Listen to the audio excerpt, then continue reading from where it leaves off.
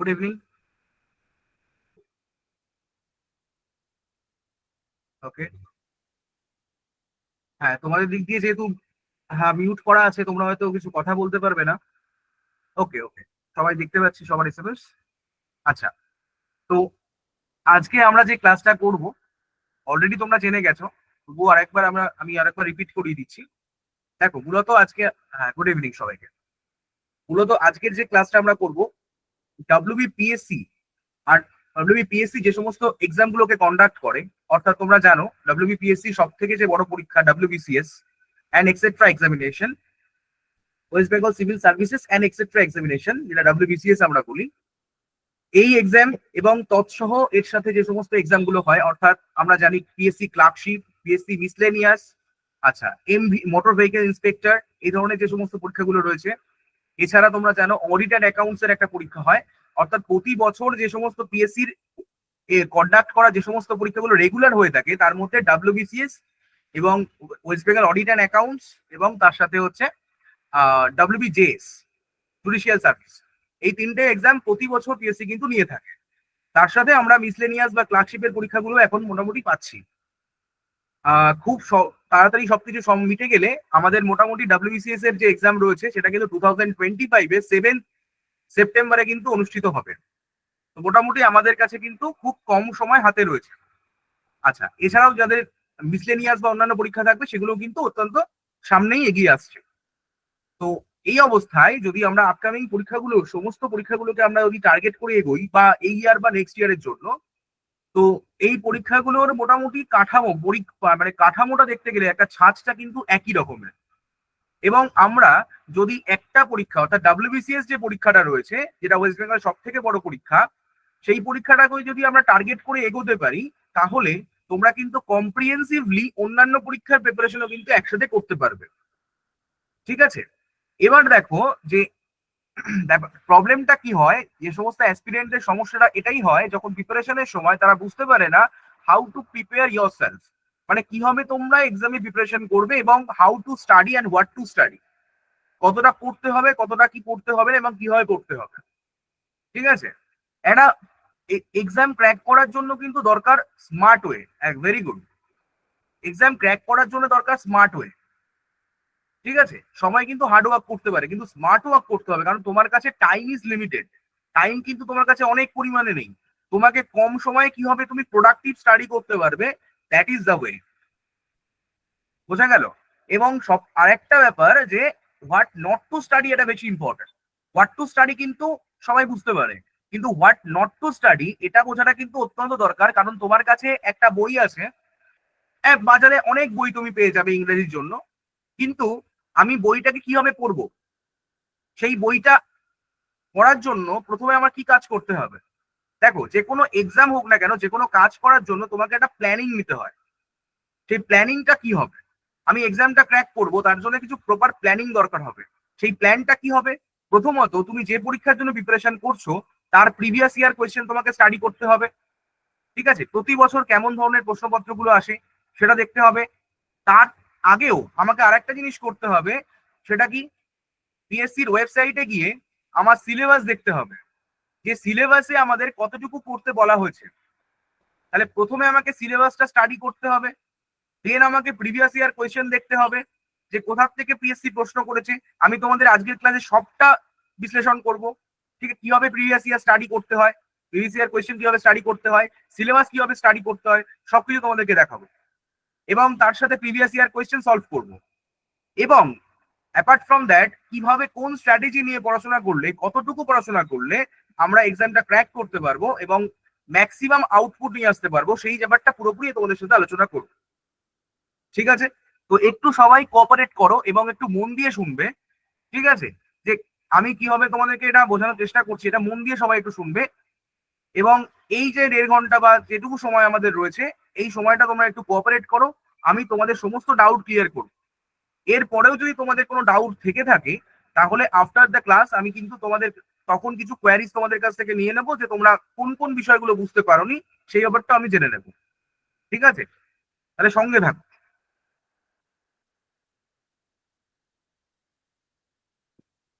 আচ্ছা, আমি screen share করছি, দেখো সবাই দেখতে পাচ্ছ কিনা।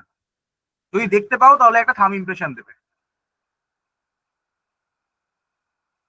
Very good, very good. আমি তোমাদের টোটালটা বিশ্লেষণ করবো, কাট অফ থেকে শুরু করে সমস্ত সবকিছু বিশ্লেষণ করবো, এবং ইংরাজির ওয়েটেজ সমস্ত সবকিছু করবো। Very good. আচ্ছা, শুনতে থাকো, সবাই একটু মন দিয়ে শুনবে। দেখো, প্রথমে যদি আমি চলে যাই ডাব্লিউবিসিএস এর পরীক্ষাটায়, ডাব্লিউবিসিএস এর ক্ষেত্রে দেখতেই পাচ্ছ, এটা আমি ওদের একটা ডাব্লিউবিসিএস এর সাইট থেকেই আমি, মানে পিএসসি সাইট থেকে আমি পেয়েছি অ্যাডভার্টাইজমেন্টের। সেখানে আমাদের কি বলা হয়েছে, স্কিম অফ দ্য সিলেবাস কি রয়েছে। আচ্ছা, মোটামুটি ধরো এখনো পর্যন্ত 2025 এর যে এক্সামটা হবে, এটা এখনো পর্যন্ত অবজেক্টিভ এক্সামিনেশন হওয়ার কথা রয়েছে। এরপর থেকে ডেসক্রিপটিভ হবে কিনা সেটা আমাদের বিবেচ্য বিষয় নয়, সেটা পিএসসি ডিসাইড করে দেবে, তারপরে আমরা দেখে নেব।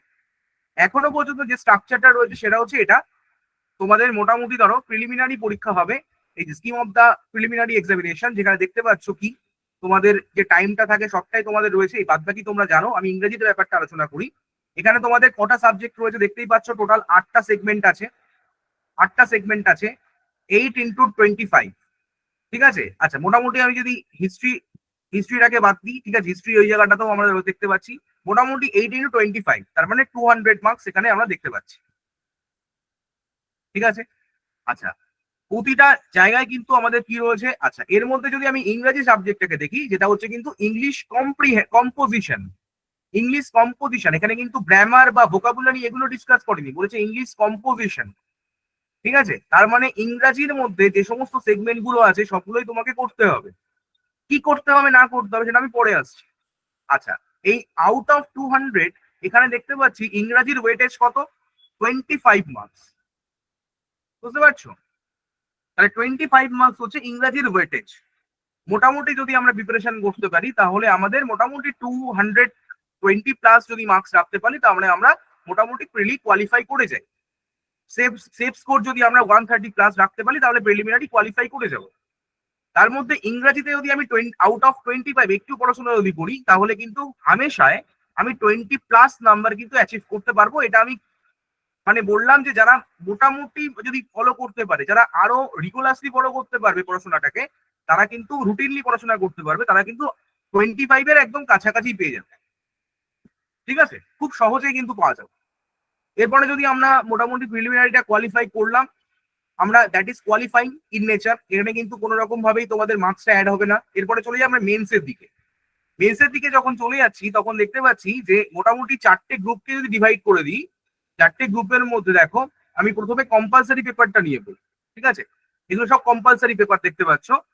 তো কম্পালসারি পেপার 1 চলে আসছি। পেপার 1-এ দেখতে পাচ্ছি এটা রিজিওনাল ল্যাঙ্গুয়েজ রয়েছে। আচ্ছা, সেকেন্ডটাই চলে আসি পেপার 2, যেখানে আমাদের রয়েছে কি ইংরেজি, ইংলিশ রয়েছে। ঠিক আছে, তো এখানটাতে দেখো 4টে গ্রুপ তোমরা জানো, A B C D 4টে group হয়। তো 4টে গ্রুপের মধ্যে আমরা জানি যে এই 4টে গ্রুপের জন্যই কিন্তু এই 1200 মার্কস রয়েছে, এটা কিন্তু কম্পালসারি, এটা কম্পালসারি। ঠিক আছে, 4টে গ্রুপের জন্য। এবার যদি তুমি এক্সট্রা এ আর বি এর জন্য এক্সট্রা কিছু করতে চাও, তাহলে এ আর বি গ্রুপের জন্য তোমাকে কি করতে হবে, একটা অপশনাল সাবজেক্ট দিতে হবে, অপশনাল পেপার, যার মার্কস হচ্ছে 400, ইচ পেপারে 200 করে থাকবে। ঠিক আছে, তাহলে আমাদের মেন্সটা কত হলো, তাহলে দেখো মেন্সটা আমাদের কত হলো, দেখতে পাচ্ছি আমরা প্লাস 400, মানে আমাদের যদি এ বি গ্রুপও টার্গেট করতে হয় তাহলে মোটামুটি আমাদের 1600 নম্বর থাকবে। ঠিক আছে, এবার আমি চলে যাই যদি ইংরাজির ওয়েটেজটা দেখে নিই, তাহলে ইংরাজি দেখো এখানেও কি আছে 200 মার্কস। তাহলে এখানে আমাদের 6টা পেপার থাকছে, তাহলে 6টা পেপারে কতগুলো থাকছে, তাহলে 6টা পেপারে কিন্তু 200 করে, মানে 1200 নম্বর থাকছে। এর মধ্যে ইংরাজিতে দেখতে পাচ্ছি আমরা কি থাকছে, মোটামুটি 200 মার্কস। এবার এর মধ্যে কি কি টপিক গুলো থাকছে একটু দেখে নিচ্ছি আমরা। প্রথমে দেখবো একটা লেটার রাইটিং। লেটার রাইটিং কত, লেটার রাইটিংটা মোটামুটি 150 ওয়ার্ডস এর মধ্যে তোমাদেরকে লিখতে হয়। আচ্ছা, লেটার রাইটিংটা ক্যান বি ফর্মাল, ইনফর্মাল, দুটোই হতে পারে। প্রিভিয়াস ইয়ার বলবে সেটা কি ধরনের এসছে, আমি একটু পরে দেখাচ্ছি। তারপরে দেখো ড্রাফটিং অফ রিপোর্ট। এই ড্রাফটিং অফ রিপোর্ট মানে দু ধরনের রিপোর্ট রাইটিং হয়, একটা হচ্ছে এডিটোরিয়াল রিপোর্ট, আর একটা হচ্ছে নিউজ পেপার রিপোর্ট। ঠিক আছে, এডিটোরিয়াল রিপোর্টটা কিন্তু ইংরাজির ক্ষেত্রে থাকে না, এটা বাংলার ক্ষেত্রে দেখা যায়। কিন্তু ইংরাজির ক্ষেত্রে আমরা দেখতে পাবো যে নিউজ পেপার রিপোর্টই কিন্তু পিএসসি জিজ্ঞেস করে প্রতি বছর, যেটা আমাদের 200 ওয়ার্ডস এর মধ্যে লিখতে হয়। নাম্বার 3 যে টপিকটা রয়েছে এটা হচ্ছে প্রেসিস রাইটিং। প্রেসিস রাইটিং এটাও কিন্তু 40 মার্কস। আচ্ছা, এখানে যে কটা টপিক আছে দেখবে 5টা টপিক থাকবে, এই 5টা টপিকে কিন্তু 40 মার্কস করে রয়েছে, অর্থাৎ 200 মার্কস থাকবে। আচ্ছা, প্রেসি রাইটিং থাকবে। আর একটা যেটা দেখতে পাচ্ছ কম্পোজিশন, এই কম্পোজিশনটাকে যদি চলে যাই, যদি একটু আমি ফ্ল্যাশব্যাকে চলে যাই, মোটামুটি 2020 আগে অব্দি আমরা দেখতাম যে এইখানটাতে এই যে কম্পোজিশনটা না দিয়ে 2029 থেকেই ধরে যায় মোটামুটি 2019 থেকে মোটামুটি 2019 থেকেই দেখা যায় যে কম্পোজিশন সেগমেন্টটাকে অ্যাড করেছে। তো কম্পোজিশন সেগমেন্টটা কি অ্যাকচুয়ালি? এটা কিন্তু বেসিক্যালি একটা এসে রাইটিং। এসে রাইটিং, এসে রাইটিংটাকে অ্যাড করা হয়েছে। আগে কি ছিল, এখানটায় এসে রাইটিং এর বদলে আগে দেয়া হতো ডায়লগ রাইটিং। এই ডায়লগ রাইটিংটা রিপ্লেস করে দিয়েছে এসে রাইটিং দিয়ে। বোঝা গেল? এটাও কিন্তু এখানে 40 মার্কস। বোঝা গেল কম্পোজিশন। আচ্ছা, এছাড়া কি আছে? ট্রান্সলেশন। ট্রান্সলেশন দেখো, ট্রান্সলেশনটা কি? তার মানে বুঝতেই পারছো, বঙ্গানুবাদ করতে হবে, মানে ট্রান্সলেট করতে হবে। একটা তোমাদের বাংলা বাক্য দেওয়া থাকবে, B2E করতে হবে, B2E থাকবে, আর বাংলার ক্ষেত্রে হচ্ছে E2B থাকবে। যাই হোক, তাহলে আমাদের B2E করতে হবে, বেঙ্গলি টু ইংলিশ ট্রান্সলেশন করতে হবে। ঠিক আছে? তাহলে দেখো, এই যে বাংলা, এছাড়াও হিন্দি রয়েছে, যাদের অন্যান্য ভাষা রয়েছে তারাও করতে পারবে। মেনলি আমি বাংলা থেকে ইংরেজি ট্রান্সলেশন করতে হবে। তার মানে দেখতে পাচ্ছি 5টা টপিক আমাদের রয়েছে। কি কি টপিক রয়েছে দেখতেই পাচ্ছ। আচ্ছা, তাহলে কি বললাম? প্রথমে হচ্ছে আমাদের report writing, letter writing, precis writing, আচ্ছা, এসে রাইটিং আর ট্রান্সলেশন। এই 5টা টপিক কিন্তু কভার করতে হচ্ছে। ঠিক আছে? ইচ হচ্ছে 40, 5টা করে টপিক, 200 মার্কস আমাদের থাকছে। এবার তোমাদেরকে আমি একটু আগে বললাম WBCS এর প্রিপারেশনটা যদি নেওয়া যায়, কেন অন্যান্য পরীক্ষাগুলো কভার করে সেটা আমি একটু পরে আসছি। কারণ যখন আমরা WBCS এর এই টপিকগুলো কমপ্লিট করতে পারবো, তখন দেখবো WBCS এর যে WBPSC এর মিসলেনিয়াস পরীক্ষা আছে বা ক্লার্কশিপ পরীক্ষা রয়েছে, ঠিক আছে, বা অন্যান্য অডিট অ্যান্ড অ্যাকাউন্টের যে সমস্ত পরীক্ষাগুলো হয়। আচ্ছা, রিসেন্টলি তোমরা জানো যে হাইকোর্টের একটা LDA পরীক্ষা হয়েছিল। ঠিক আছে, LDA পরীক্ষাটা হয়েছিল, সেখানেও কিন্তু এই টপিকগুলোর মধ্যে থেকেই করা হয়। কারণ WBCS এর টপিক যেগুলো রয়েছে সব থেকে বেশি টপিক থাকে, অন্যান্য পরীক্ষায় এগুলোর মধ্যেই ভাঙিয়ে চুরিয়ে খায়। অর্থাৎ কি, যখন আমি LDA এর দিকে যাব তখন দেখবো শুধুমাত্র এসে রাইটিং থাকছে আর একটা প্রেসি রাইটিং থাকছে। আবার মিসলেনিয়াসে যখন আসবো তখন দেখবো আমরা কি, একটা লেটার রাইটিং আছে, রিপোর্ট রাইটিং আছে, রিপোর্ট রাইটিং আছে, আচ্ছা, প্রেসি রাইটিং থাকবে, আর ট্রান্সলেশন দেবে, এরকম। অর্থাৎ দেখো, এই 5টা টপিক যদি আমি WBCS প্রিপারেশন করে রাখি, তাহলে কিন্তু যে কোনো পরীক্ষাতে ডেসক্রিপটিভের জায়গায় আর কোনো প্রবলেম হবে না। কারণ তুমি 5টা টপিক করেছো মানে স্টেটের যাবতীয় যে পরীক্ষা হবে সেই পরীক্ষাতে কিন্তু এই 5টা টপিকের মধ্যে থেকেই আসবে। ঠিক আছে? তো ইভেন তুমি যদি কোনো তোমরা যদি কোনো পুলিশের এক্সামও দাও বা অন্যান্য পরীক্ষা এক্সামও দাও, সেখানেও কিন্তু তোমার একই রকম ভাবে ফলো করবে, সবটাই এই 5টা টপিকের মধ্যেই থাকবে। তাহলে আমরা WBCS এর প্রিপারেশনটা করলে কিন্তু পুরোটাই কভার করে যাবে। বোঝা গেল? আচ্ছা, তাহলে এটুকু আমরা আশা করি বুঝতে পেরেছি মেন্সের জায়গাটা। আচ্ছা, এরপরে চলে আসি আমরা পিটিতে। তাহলে এর একটা পার্সোনালিটি টেস্ট রয়েছে, ঠিক আছে, সেটা তোমরা জানো, এটা নিয়ে আমি আর বলছি না। অর্থাৎ আমাদের মোটামুটি এই যে রয়েছে, গ্রুপ এ বির জন্য 200, গ্রুপ সির জন্য 150 এবং গ্রুপ ডির জন্য 100, এটা আমাদের রয়েছে মোটামুটি।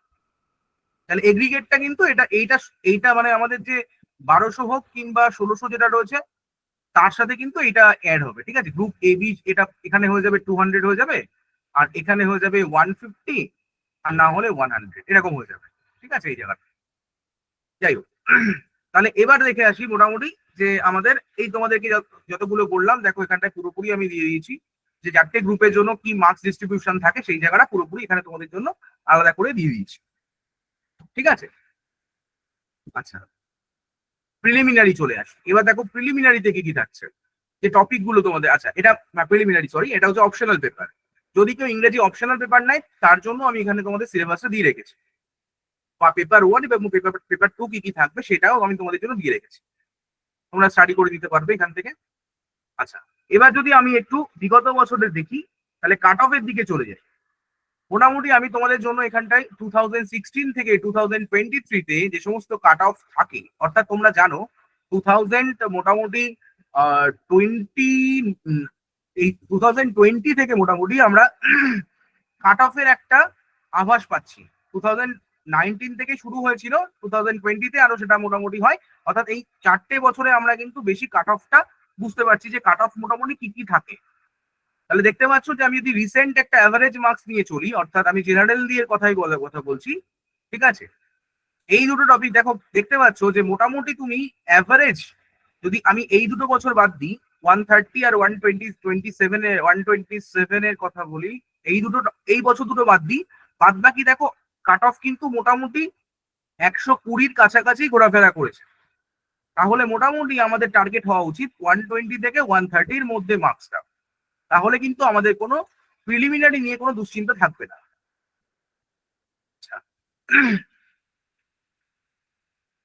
এবার এর পরেও আমি তোমাদেরকে রেখেছি মোটামুটি 2011 থেকে 2012 অব্দি কি কাট অফ মোটামুটি ছিল, সেটাও তোমাদের জন্য এখানে দিয়ে দিয়েছি, তোমরা দেখতে পাবে। ঠিক আছে, এটা কিন্তু পুরোপুরি আর কি মানে অ্যাজাম্পশনের মধ্যে ওপরেই কিন্তু, কারণ তখন কিন্তু পিএসসি কাট অফ বের করতো না ডাব্লিউবিসিএস এ, এটা 2019 থেকে আর কি শুরু করেছে। ঠিক আছে, আচ্ছা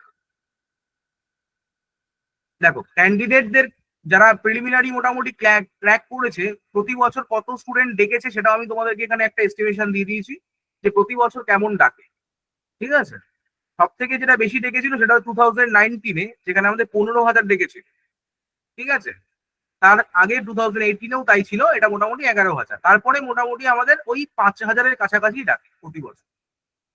ঠিক আছে, এই 4,960 মোটামুটি ডাকে, এই রেঞ্জে ডাকে। বুঝতে পেরেছ? আচ্ছা, মোটামুটি 1:10-এ ডাকা হয়, 1:10-এই ডাকা হয় পিটিতে, 1:10-এ তোমাদের পিটিতে ডাকা হয়। ঠিক আছে, গেল। আচ্ছা, এখানে তোমাদের জন্য মেন্সের কাট অফও দিয়ে দিয়েছি, এটাও তোমরা দেখে নিতে পারবে, একটা আইডিয়া পাবে তো তোমাদের কেমন কাট অফ থাকে এইগুলো। আচ্ছা, আর এটা হচ্ছে উইথ পিটি, এটা কিন্তু উইথ পিটি কত থাকে সেটা মোটামুটি তোমাদের এখানে দেওয়া রয়েছে। ব্যাস, এবার আমি চলে যাই, মোটামুটি এই জায়গাটা দাঁড়ালো। দুটো তোমাদের আছে, 2021-এর রয়েছে এটা, এবং এটা 2021-এর এ গ্রুপের জন্য, এটা মনে হয় বি গ্রুপের জন্য। ঠিক আছে, এটা বি গ্রুপের জন্য রয়েছে।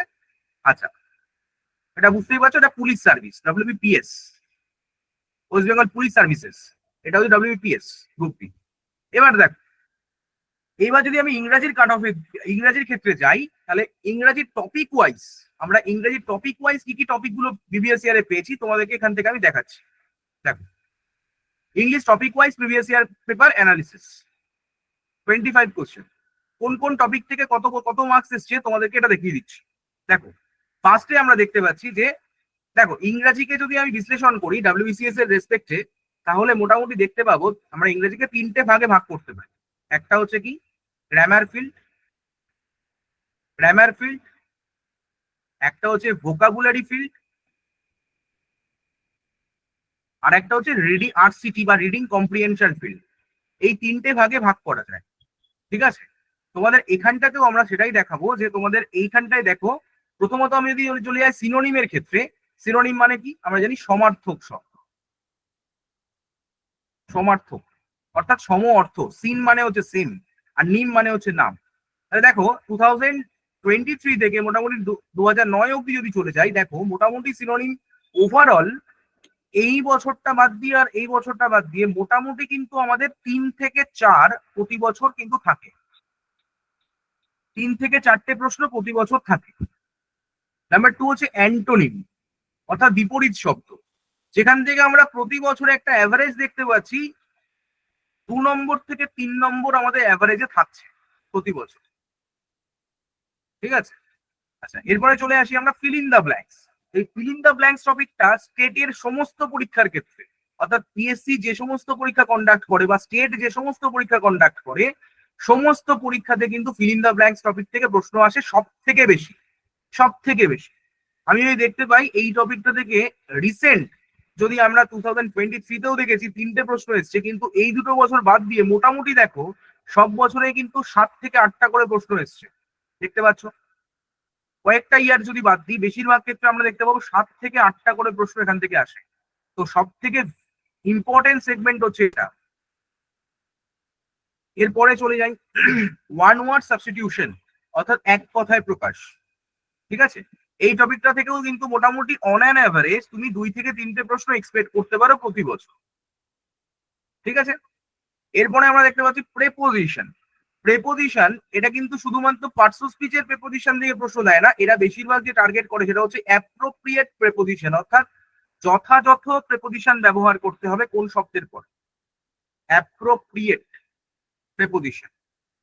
ঠিক আছে, যেমন ধরো আমরা বলতে পারি ডিভয়েড অফ, এই যে ডিভয়েড এর পরে তোমার কি প্রেপোজিশন ব্যবহার করা হয়, ডিভয়েড অফ, এরকম টাইপের যে অফ ব্যবহার করা হয় অ্যাপ্রোপ্রিয়েট প্রেপোজিশন হিসাবে। এটা এই টপিকটাও দেখতে পাবো, এটাও কিন্তু অত্যন্ত গুরুত্বপূর্ণ, পিএসসির জন্য একটা অত্যন্ত গুরুত্বপূর্ণ টপিক। প্রতিটা প্রশ্ন স্টেট সার্ভিসেস এর জন্য, সমস্ত পরীক্ষার জন্য গুরুত্বপূর্ণ টপিক এটা। দেখো অন অ্যান অ্যাভারেজ তুমি এখানেও কিন্তু 4 থেকে 5টা প্রশ্ন এক্সপেক্ট করতে পারো। আচ্ছা, এরপরে যে টপিকটা ইম্পর্টেন্ট সেটা হচ্ছে কি ফ্রেজাল ভার্ব। দেখো এটা কিন্তু আমি বলছি না, এটা প্রিভিয়াস ইয়ার কোয়েশ্চেনের ট্রেন্ড বলছে। তোমাদেরকে বলছিলাম না যে সিলেবাস এবং তার সাথে যদি আমরা, ঠিক আছে, তার সাথে যদি প্রিভিয়াস ইয়ার কোয়েশ্চেন যে অ্যানালিসিস করতে পারবে না, তার ক্ষেত্রে স্মার্ট ওয়ার্ক করাটা খুব সোজা হয়ে যাবে। স্মার্ট ওয়ার্ক করাটা কিন্তু খুব সোজা হয়ে যাবে। That is the way. তোমাকে স্মার্ট ওয়ার্ক করতে হবে just on the basis of syllabus and previous year question. ঠিক আছে, এবার দেখো ফ্রেজাল ভার্ব টপিকটা থেকে চলে আসি। এখান থেকে মোটামুটি অন অ্যান অ্যাভারেজ দেখতে পাবো কতগুলো প্রশ্ন। দেখো 2 থেকে 3টে প্রশ্ন আসে মোটামুটি। দেখো প্রতি বছরই আমরা 2 থেকে 3টে করে প্রশ্ন দেখতে পাই। এরপরে আমরা চলে যাচ্ছি idiom, idiom and phrases, idiom and phrases. ঠিক আছে, প্রবাদ প্রবচন এবং বাগধারা, এই টপিকটা থেকে মোটামুটি অন অ্যান অ্যাভারেজ দেখতে পাচ্ছ সমস্ত বছরগুলোতে আমরা দেখতে পাচ্ছি 3 থেকে 4টে, মানে 4 থেকে 5টা বললে ভালো হয়, বা 3 থেকে 4টেও বলতে পারি, এই টপিকটা ঘোরাফেরা করে।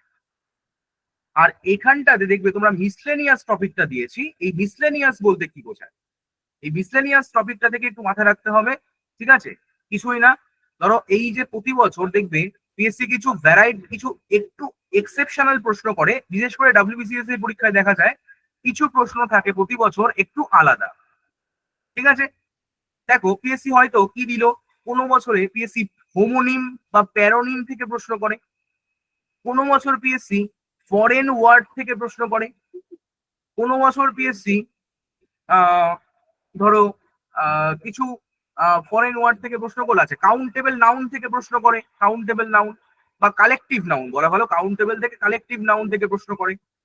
আচ্ছা, কোনো বছর পিএসসি কিছু ধরো কি বলবো, যে অ্যাপ্রোপ্রিয়েট কিছু ওয়ার্ড, অ্যাপ্রোপ্রিয়েট ওয়ার্ড অর্থাৎ কিছু শব্দ রয়েছে যে শব্দগুলো অত্যন্ত একটু কঠিন বা গুরুতর শব্দ হয়।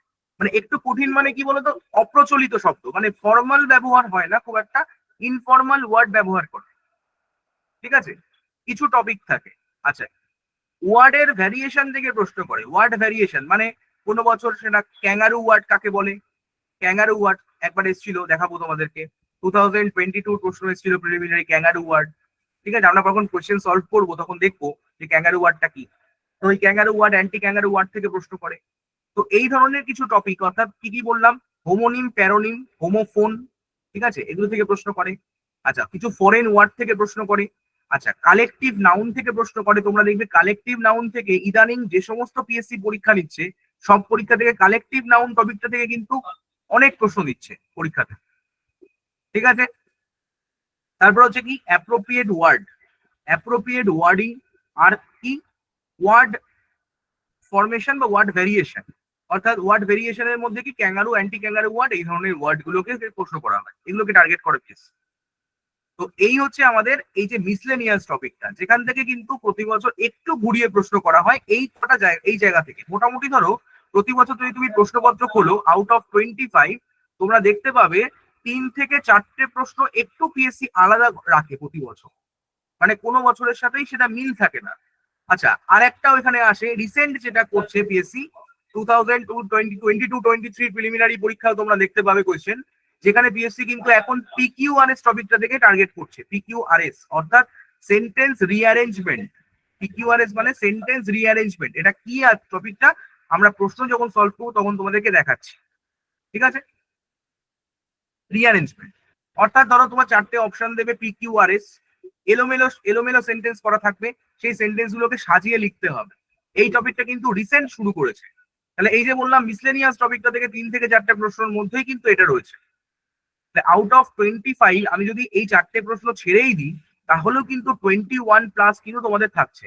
আর যারা একটু এর সাথে আরেকটু ফার্দার স্টাডি করবে তারা কিন্তু এই 3 থেকে 4 নম্বর ইউ উইল ফেচ, তুমি কিন্তু এই 4 নম্বরও কিন্তু নিয়ে আসতে পারবে তোমার ক্যাপাবিলিটি দিয়ে, ঠিক আছে?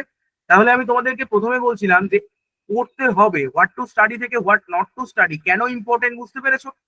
যখন সিলেবাস এবং আমরা syllabus plus previous year question দেখলাম তখন দেখতে পেলাম ওভারঅল আমাদেরকে synonym, antonym, fill in the blanks, one word, preposition, phrasal verb আর ইডিয়াম, এগুলো তাহলে 1 2 3 4 5 6 7 আর তার সাথে কিছু মিসলেনিয়াস টপিক আমি মোটামুটি ধরে নিয়েছি 6টা টপিক। তাহলে টোটাল কিন্তু 13টা টপিক পড়লেই আমার পরীক্ষা কভার করে যাচ্ছে।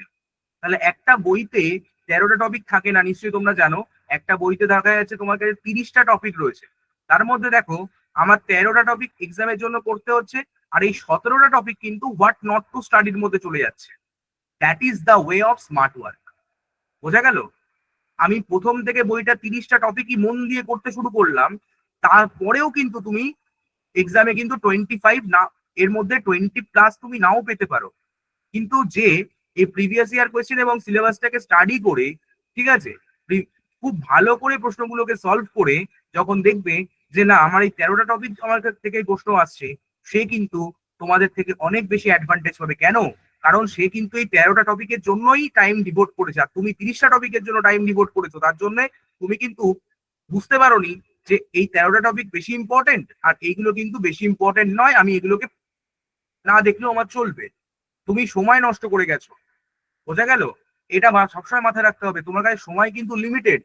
কারণ তোমার কাছে শুধু ইংরেজি পড়লে হবে না, তোমার কাছে সমস্ত সাবজেক্ট গুলোকে মন দিয়ে পড়তে হবে। কারণ তোমাকে তো প্রিলি ক্র্যাক করতে হবে। তোমাকে কেউ তো ইংরেজি ক্র্যাক করতে বলেনি, তোমাকে প্রিলি ক্র্যাক করতে হবে। প্রিলি ক্র্যাক করার কিন্তু তোমাকে সমস্ত বিষয়গুলোকে মন দিয়ে পড়তে হবে। তার জন্য তোমাকে ইংরেজির কিন্তু এই জায়গাগুলোকে ফোকাস করে বেরিয়ে যেতে হবে কম সময়ের মধ্যে। এবার তোমাকে একটা ডিসিপ্লিন ওয়েতে পড়াশোনা করতে হবে, প্রতিদিন তোমাকে একটা স্টাডি করতে হবে যে কোন কোন টপিক, এই টপিকগুলোকে বারবার করে সারা বছর ধরে পড়তে হবে। That is the way. আচ্ছা, এবার তোমাদের যেটা বলছিলাম যে পিএসসি ক্লার্কশিপ এবং মিসলেনিয়াসের যে জায়গাটা, সেখানে আমি চলে যাচ্ছি। তাহলে দেখো আমি প্রথমে যে সবার আগে যে পরীক্ষাটা ডিসকাস করলাম সেটা WBCS এ। কেন WBCS এর পরীক্ষাটা ডিসকাস করেছি এবার তোমরা কারণটা বুঝতে পারবে। কারণ যে WBCS এর প্রিপারেশনটা করে রাখছে তার কাছে কিন্তু অন্যান্য এক্সাম গুলো কিছুই নয়। কারণ কি, মিসলেনিয়াস এর মধ্যেও তোমাকে আলাদা করে স্টাডি করতে হবে না, ক্লার্কশিপের জন্য আলাদা করে স্টাডি করতে হবে না, আচ্ছা এমভি এর জন্য আলাদা করে স্টাডি করতে হবে না, আচ্ছা তারপরে ধরো অডিটর অ্যাকাউন্টের জন্য আলাদা করে স্টাডি করতে হবে না, আচ্ছা ওয়েস্ট বেঙ্গল কালচারাল অফিসার এটা একটা পরীক্ষা হয়, সেটার জন্য তোমাকে আলাদা করে স্টাডি করতে হবে না, আচ্ছা তোমাদের জন্য আইডিও ইন্ডাস্ট্রিয়াল ডেভেলপমেন্ট অফিসার এটাও এবছর পরীক্ষা মোটামুটি নোটিফিকেশন বেরোচ্ছে। এতগুলো এক্সাম কিন্তু তুমি এই পরীক্ষাটা জন্য প্রিপারেশন করলেই কিন্তু কভার করে যাচ্ছে। That is the way of comprehensive study. কারণ আজকে আমার কি হলো, এবার ম্যাক্সিমাম স্টুডেন্টরা কি করে, আজকে যেই মিসলেনিয়াসের নোটিফিকেশন বেরোলো তার জন্য প্রিপারেশন করতে শুরু করলো, আবার আইডিও বেরোলো আইডিয়ার জন্য প্রিপারেশন শুরু করলো। না, that is not the right way.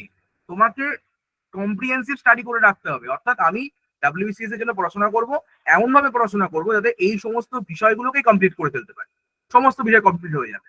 তার জন্য আমাকে এইটাকে টার্গেট করে পড়াশোনা করতে হবে, মানে আমাকে ডিটেল স্টাডি করতে হবে, ডিটেল স্টাডি করতে হবে, ঠিক আছে? Detail study. কারণ তুমি WBCS এর কোয়েশ্চেন গুলো দেখলে বুঝতে পারবে একটু ডিটেল, ওরা একটু ভিতর থেকে প্রশ্ন করার চেষ্টা করে। বোঝা গেল? আচ্ছা, ক্লার্কশিপের দেখো চলে আসি। ক্লার্কশিপের ক্ষেত্রে আমি যদি চলে আসি একটুতে, তিনটে তুমি দেখতে পাচ্ছ ক্লার্কশিপের দুটো স্টেজে এক্সাম হচ্ছে। একটা স্টেজ 1 যেটা হচ্ছে আমাদের পার্ট 1 এক্সামিনেশন, প্রিলিমিনারি এক্সাম, যেখানে 100 মার্কস থাকছে, ঠিক আছে, পুরোটাই অবজেক্টিভ, 1/3 নেগেটিভ। আর এখানে তিনটে দেখতে পাচ্ছ কি কি সাবজেক্ট থাকে। আচ্ছা, পার্ট 1 এর মধ্যে তিনটে সাবজেক্ট কভার করছে, তার মধ্যে ইংরেজিতে কত থাকছে দেখো, ইংরেজিতে 30 মার্কস থাকছে। তাহলে এই 30 মার্কসের জন্য যে সমস্ত টপিক গুলো আছে ডাব্লিউবিসিএস এও তাই টপিক আছে। তাহলে ডাব্লিউবিসিএস এ দেখো 25 মার্কসের জন্য প্রিপারেশন করছিলে, এখানে 30 মার্কস। তাহলে একই একই স্টাডি করতে হবে তোমাকে। বোঝা গেল? আচ্ছা, এরপরে part 2, that is conventional type. Conventional টাইপের মধ্যে কি কি রয়েছে দেখ, ইংরেজি, ইংলিশ, দেখতে পাচ্ছ ইংলিশের জন্য কত মার্কস রয়েছে 50। মানে কনভেনশনাল মানে ডেসক্রিপটিভ, এটা কিন্তু ডেসক্রিপটিভ। তাহলে দেখো এটা ডাব্লিউবিসিএস, এটা ভাবো এটা ডাব্লিউবিসিএস এর মেন পরীক্ষার কথা ভাবো, ডাব্লিউবিসিএস মেন ট্যাগের কথা ভাবো।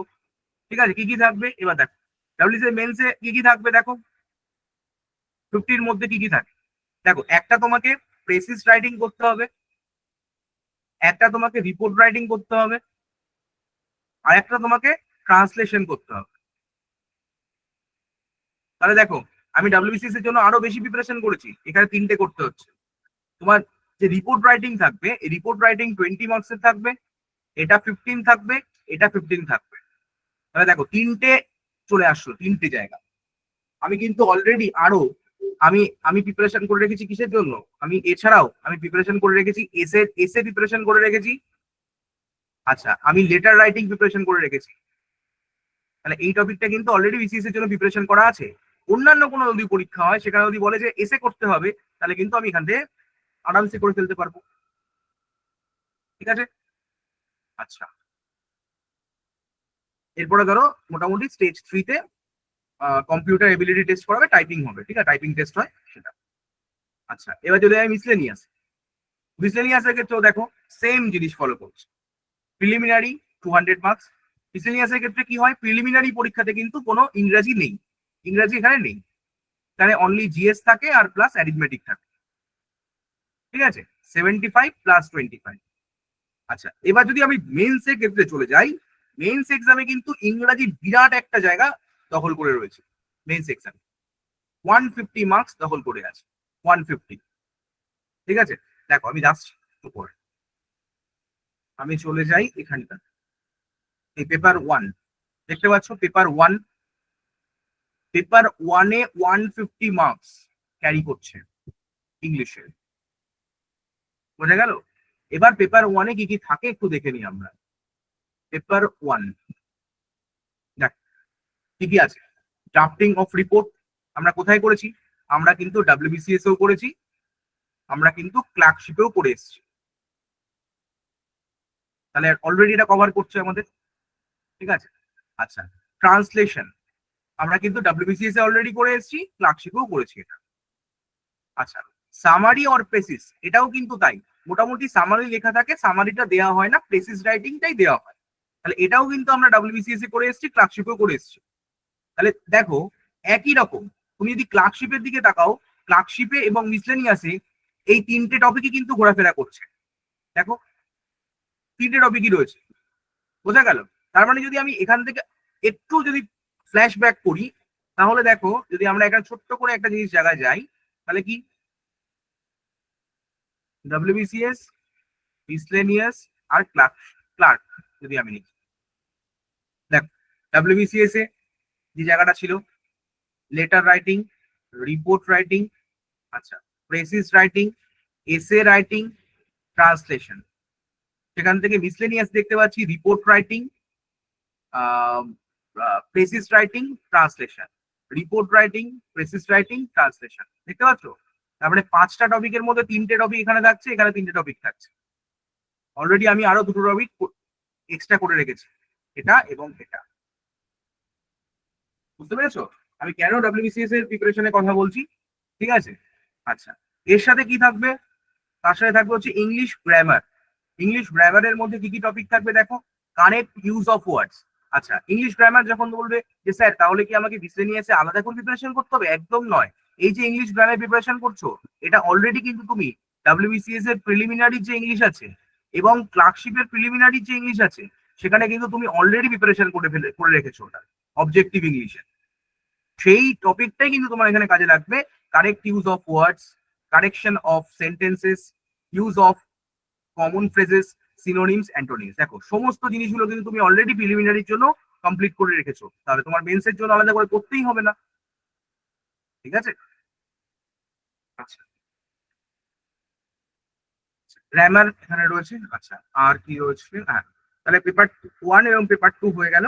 ঠিক আছে, এটা আমি পেপার 1 এর কথা বললাম, অ্যাকচুয়ালি এটা তোমার পেপার 1 মানে হচ্ছে আমাদের পেপার 1, পেপার 1 ইংরাজি হয়ে গেল। আর পেপার 2 তে তোমাদের হয়ে যাবে এটা, ঠিক আছে, বাংলা। ঠিক আছে, আচ্ছা, পেপার 1 হয়ে গেল। আচ্ছা, এবার চলে যাই আমরা ক্লার্কশিপ। এবার দেখো, প্রথমে আমি ক্লার্কশিপের প্রিভিয়াস ইয়ার কোয়েশ্চেনের এবার টপিক নিয়ে আলোচনা করব। যেমন ভাবে ডাব্লিউবিসিএস এর টপিক গুলো নিয়ে আলোচনা করলাম না, তেমন ভাবে ডাব্লিউবিসিএস এর টপিক ওয়াইজ আলোচনা করেছিলাম। এবার আমি করে দিচ্ছি ক্লার্কশিপের প্রিভিয়াস ইয়ার কোয়েশ্চেন অ্যানালিসিস। দেখো, প্রথমে আমি গ্রামার ফিল্ডটা লিখেছি। গ্রামার ফিল্ড থেকে কিসের থেকে প্রশ্ন আছে ক্লার্কশিপে? দেখো, প্রথম হচ্ছে ট্রান্সফরমেশন অফ সেন্টেন্সেস। মানে কি? ট্রান্সফরমেশন বলতে কি বোঝায়? কখনো সিম্পল থেকে কমপ্লেক্স, কখনো সিম্পল থেকে কম্পাউন্ড, কখনো কম্পাউন্ড থেকে কমপ্লেক্স, কখনো কমপ্লেক্স থেকে কম্পাউন্ড। এই যে ট্রান্সফরমেশন গুলো, বা অ্যাসার্টিভ থেকে ইন্টারোগেটিভ, অ্যাসার্টিভ থেকে ইন্টারোগেটিভ, ইন্টারোগেটিভ থেকে অ্যাসার্টিভ, এই যে ট্রান্সফরমেশন গুলো এইভাবে আসে। বোঝা গেল? মোটামুটি একটা থেকে দুটো প্রশ্ন করা হয়ে থাকে। নেক্সট টপিক কি? Fill in the blanks. দেখতে পাচ্ছ most appropriate or right word. কতগুলো প্রশ্ন এসছে? 8টা টপিক। তোমাদেরকে বলেছিলাম পিএসসি পরিচালিত পরীক্ষায় সব থেকে যে ওয়েটেজ থাকে সেটা হচ্ছে আমাদের ফিল ইন দা ব্ল্যাঙ্কস টপিকে। সেখান থেকে 7 থেকে 8টা দেখতেই পাচ্ছ তোমরা, অলরেডি তোমার চোখের সামনে 8টা কোশ্চেন এসছে। এবার আমি যেটা বলছি তোমাদেরকে এর প্রমাণটা দেবো যখন আমি এরপরে কোয়েশ্চেনটা সলভ করাবো। তোমরা নিজেরাই দেখে নেবে যে আমি যেটা বলছি সেটা সত্যিই কি এসছে পরীক্ষাতে, তোমরা তখন নিজেরাই দেখে নেবে। এরপরে দেখো, fill in the blanks correct form of verb, অর্থাৎ ভার্বের ফর্ম গুলো কারেক্ট ফর্ম নিয়ে প্রশ্ন এসছে। 1 নম্বর, একটা প্রশ্ন এসছে। তার মানে কি? কারেক্ট ফর্ম বলতে কি? প্রেজেন্ট, পাস্ট, পাস্ট পার্টিসিপেল, এই যে ফর্ম গুলো হয়, বা টেন্সের যে বিভিন্ন টেন্স রিলেটেড যে সমস্ত আছে সেগুলো। এরপরে কি? Narration change. ন্যারেশন চেঞ্জ তোমরা জানো, ডিরেক্ট থেকে ইনডিরেক্ট, আবার ইনডিরেক্ট থেকে ডিরেক্ট, এরকম দিতে পারে। এখান থেকে কত প্রশ্ন? একটা প্রশ্ন এসছে। আচ্ছা, ভয়েস চেঞ্জ থেকে দুটো প্রশ্ন এসছে। আচ্ছা, কখনো অ্যাক্টিভ থেকে প্যাসিভ, কখনো প্যাসিভ থেকে অ্যাক্টিভ, কখনো কোয়াজি প্যাসিভ, এইগুলো থেকে প্রশ্ন এসছে। ঠিক আছে, দুটো করে প্রশ্ন এসছে। তাহলে গ্রামার ফিল্ডে কতগুলো প্রশ্ন আসলো? 8 একে 9, 9 9 2 11 আর 2 13। তাহলে 13 questions were asked from grammar out of 30। 30 এর মধ্যে 13 হচ্ছে গ্রামার থেকে জিজ্ঞেস করলেন। এরপরে চলে যায় ভোকাবুলারি ফিল্ড। ভোকাবুলারি থেকে কোন কোন জায়গা থেকে প্রশ্ন আসে? প্রথম হচ্ছে অ্যাপ্রোপ্রিয়েট প্রিপোজিশন, অলরেডি বলেছিলাম ভিভিআই টপিক সব পরীক্ষার জন্য। কতগুলো প্রশ্ন এসেছে দেখো? 7 7 দেখতে পাচ্ছ? তাহলে মোস্ট ইম্পর্টেন্ট টপিক কোনটা? ফিল ইন দা ব্ল্যাঙ্কস এবং অ্যাপ্রোপ্রিয়েট প্রিপোজিশন, 7টা প্রশ্ন এসছে।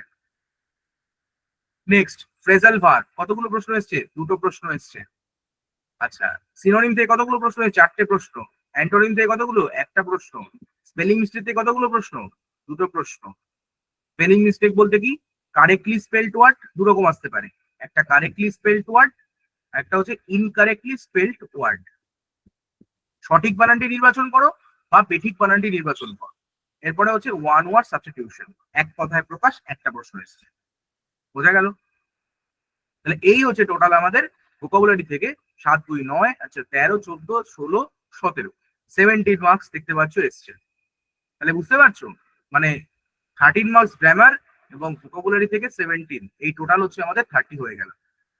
তাহলে দেখতে পাচ্ছ কত কম টপিক পড়ে কিন্তু আমি ম্যাক্সিমাম নাম্বার গেইন করতে পারবো। বোঝা গেল? কত কম টপিক করে কিন্তু আমরা ম্যাক্সিমাম নাম্বার গেইন করতে পারবো।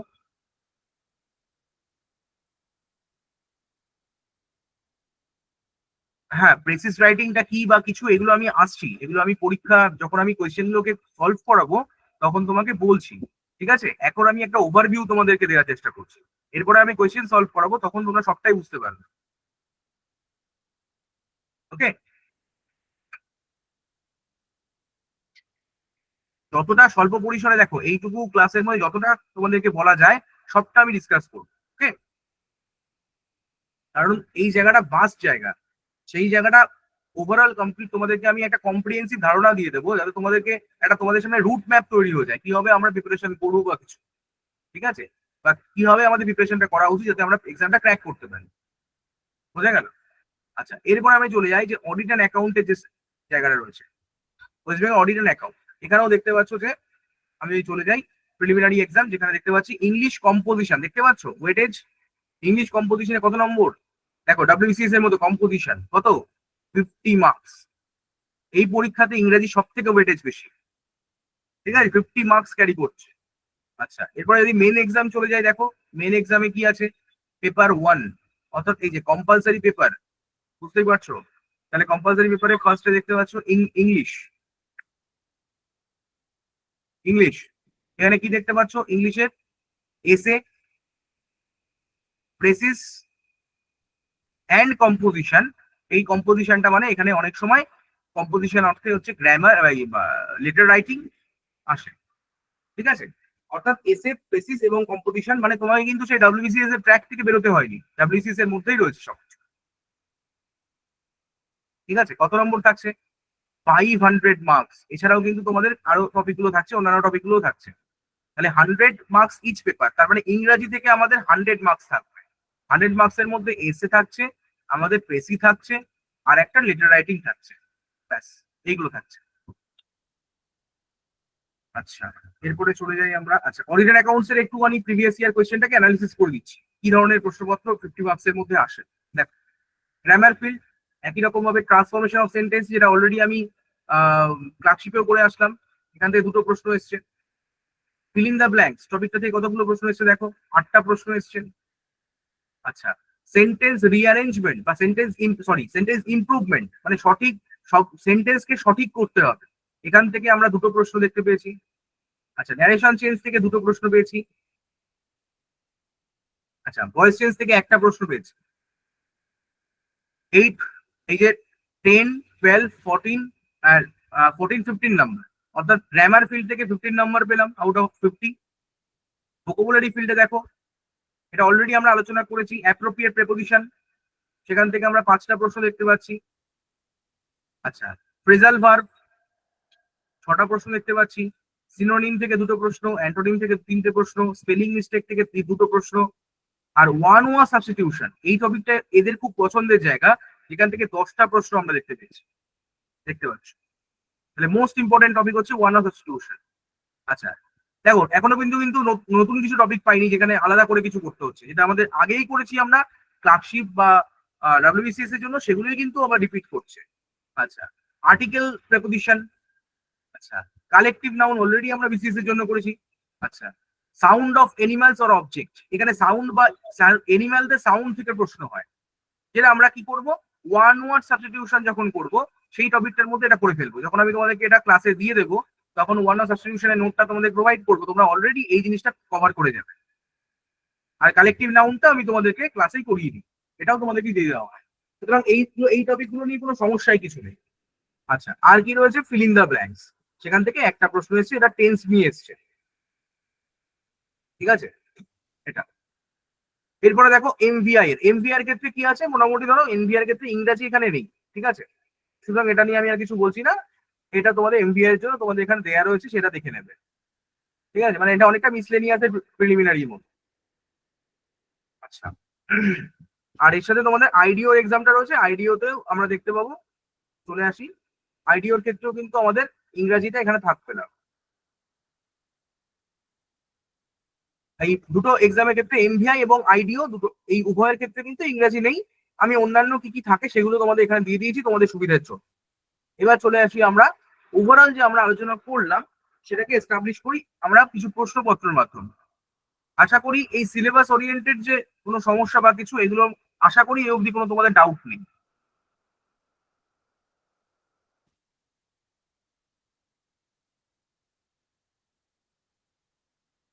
তাই তো? ওকে, ভেরি গুড। ওকে, ঠিক আছে, তাহলে আমরা এবার কোয়েশ্চেনের দিকে চলে যাই, দেখি কি ধরনের প্রশ্নপত্র এসেছে, যে আমরা যেভাবে অ্যানালিসিস করলাম সেই অ্যানালিসিসের মধ্যে প্রশ্নপত্রগুলো ছিল কিনা। দেখো, প্রথমে একটা প্রশ্ন দিয়েছে যে দেখো, এটা আমি তোমাদের ডাব্লিউবিসিএস প্রিলিমিনারি এক্সাম 2023 যে এক্সামটা হয়েছিল সেখান থেকে প্রশ্নটা করাচ্ছি। দেখো, লেটেস্ট যে এক্সামটা হয়েছিল, দেখো প্রথমে প্রশ্নটা কি দিয়েছিল, দেখো এই যে বললাম ওরা মিসলেনিয়াস কিছু টপিক থেকে প্রশ্ন করে প্রতি বছর, যেমন এখানে বলো যে অ্যাব্রিভিয়েশন থেকে প্রশ্ন দিয়েছে। কি অ্যাব্রিভিয়েশন, দেখো ব্লগ, কেন ব্লগ থেকে প্রশ্ন দিল এবার ভালো করে বুঝতে হবে। এই যে ব্লগ, এখন কিন্তু এই ব্লগ শব্দটা অত্যন্ত তোমাদের কাছে পরিচিত সবার কাছে, কেন ব্লগিং বা এই শব্দটা, এই ব্লগিং শব্দটা অত্যন্ত সবার কাছে পরিচিত, তার জন্যই কিন্তু প্রশ্নপত্র দিয়েছে। এবার কি দিয়েছে, of which of the phrases below is the term blog and abbreviation. এই ব্লগ কথাটা কিছুর সাথে এসছে, দেখো মনে রাখবে ব্লগ কথাটা এসছে হচ্ছে ওয়েব লগ থেকে, ওয়েব লগ, ঠিক আছে। কিভাবে আসলো, 1997-এ এই টার্মটাকে কয়েন করা হলো। কে কয়েন করেছিল 1997-এ? খুব সম্ভবত ডিসেম্বরে, ডিসেম্বরে এটা কয়েন করা হয়েছিল। এই শর্ট ব্লগের শর্ট টার্মটা হচ্ছে ওই ব্লগ, সেটা হচ্ছে কি বার্গার, বার্গার বলে একজন ভদ্রলোক ছিল, সেই বার্গার ভদ্রলোক আর কি এই টার্মটা কয়েন করেছিলেন, ঠিক আছে, পিটার। তারপরে পরবর্তীকালে এই টার্মটা আর কি আসে মেনলি হচ্ছে জন বার্গার, বোঝা গেল। যাই হোক, তাহলে আমরা দেখতে পাচ্ছি ওয়েব লগ কোথায় আছে, দেখো ওয়েব ব্লগ এটা হবে না, ফার্স্টের অপশনে দেখতে পাচ্ছি ওয়েব লগ আছে, তাহলে ওয়েব লগ হয়ে গেল। এইটা কিন্তু একটা মিসলেনিয়াস টপিকের থেকে প্রশ্ন, যে অ্যাব্রিভিয়েশন, বোঝা গেল, আমি তোমাদেরকে বলেছিলাম অ্যাব্রিভিয়েশন। আচ্ছা নাম্বার 2 দেখো কি বলেছে, select the idiom that best replaces the words italics in the following sentences. You should review your options carefully before you make a decision. তাহলে review your options carefully before you make a decision, অর্থাৎ তুমি আগে কোনো সিদ্ধান্ত নেওয়ার আগে তুমি সেই জিনিসটা নিয়ে কি করছো, আগে তুমি ভালো করে স্ক্রুটিনি করো। তাহলে কোন প্রেপোজিশনটা এর মানে তৈরি করে, কোন ইডিয়মস এন্ড ফ্রেজেসটা, ঠিক আছে, এই মানেটা তৈরি করছে, তাহলে বুঝতেই পারছো। তাহলে এটা কোনটা তৈরি করছে ডিসিশন নেওয়ার ক্ষেত্রে, লুক বিফোর ইউ লিভ, মানে তুমি কাজ করার আগে ভাবো, ভালো করে দেখে নাও, তাহলে লুক বিফোর ইউ লিভ। আশা করি বোঝা গেছে। এটাই আমাদের কিন্তু আগের কথা বলে যে তুমি যেটা করবে সেটা কিন্তু বুঝে শুনে করবে, এটাই আমাদের বোঝায়, ঠিক আছে। আর make hay while the sun shines, এটা কি বোঝায়, ঠিক আছে, আমরা জানি যে এটা বোঝায় যে মানে দীর্ঘদিন তুমি ধরো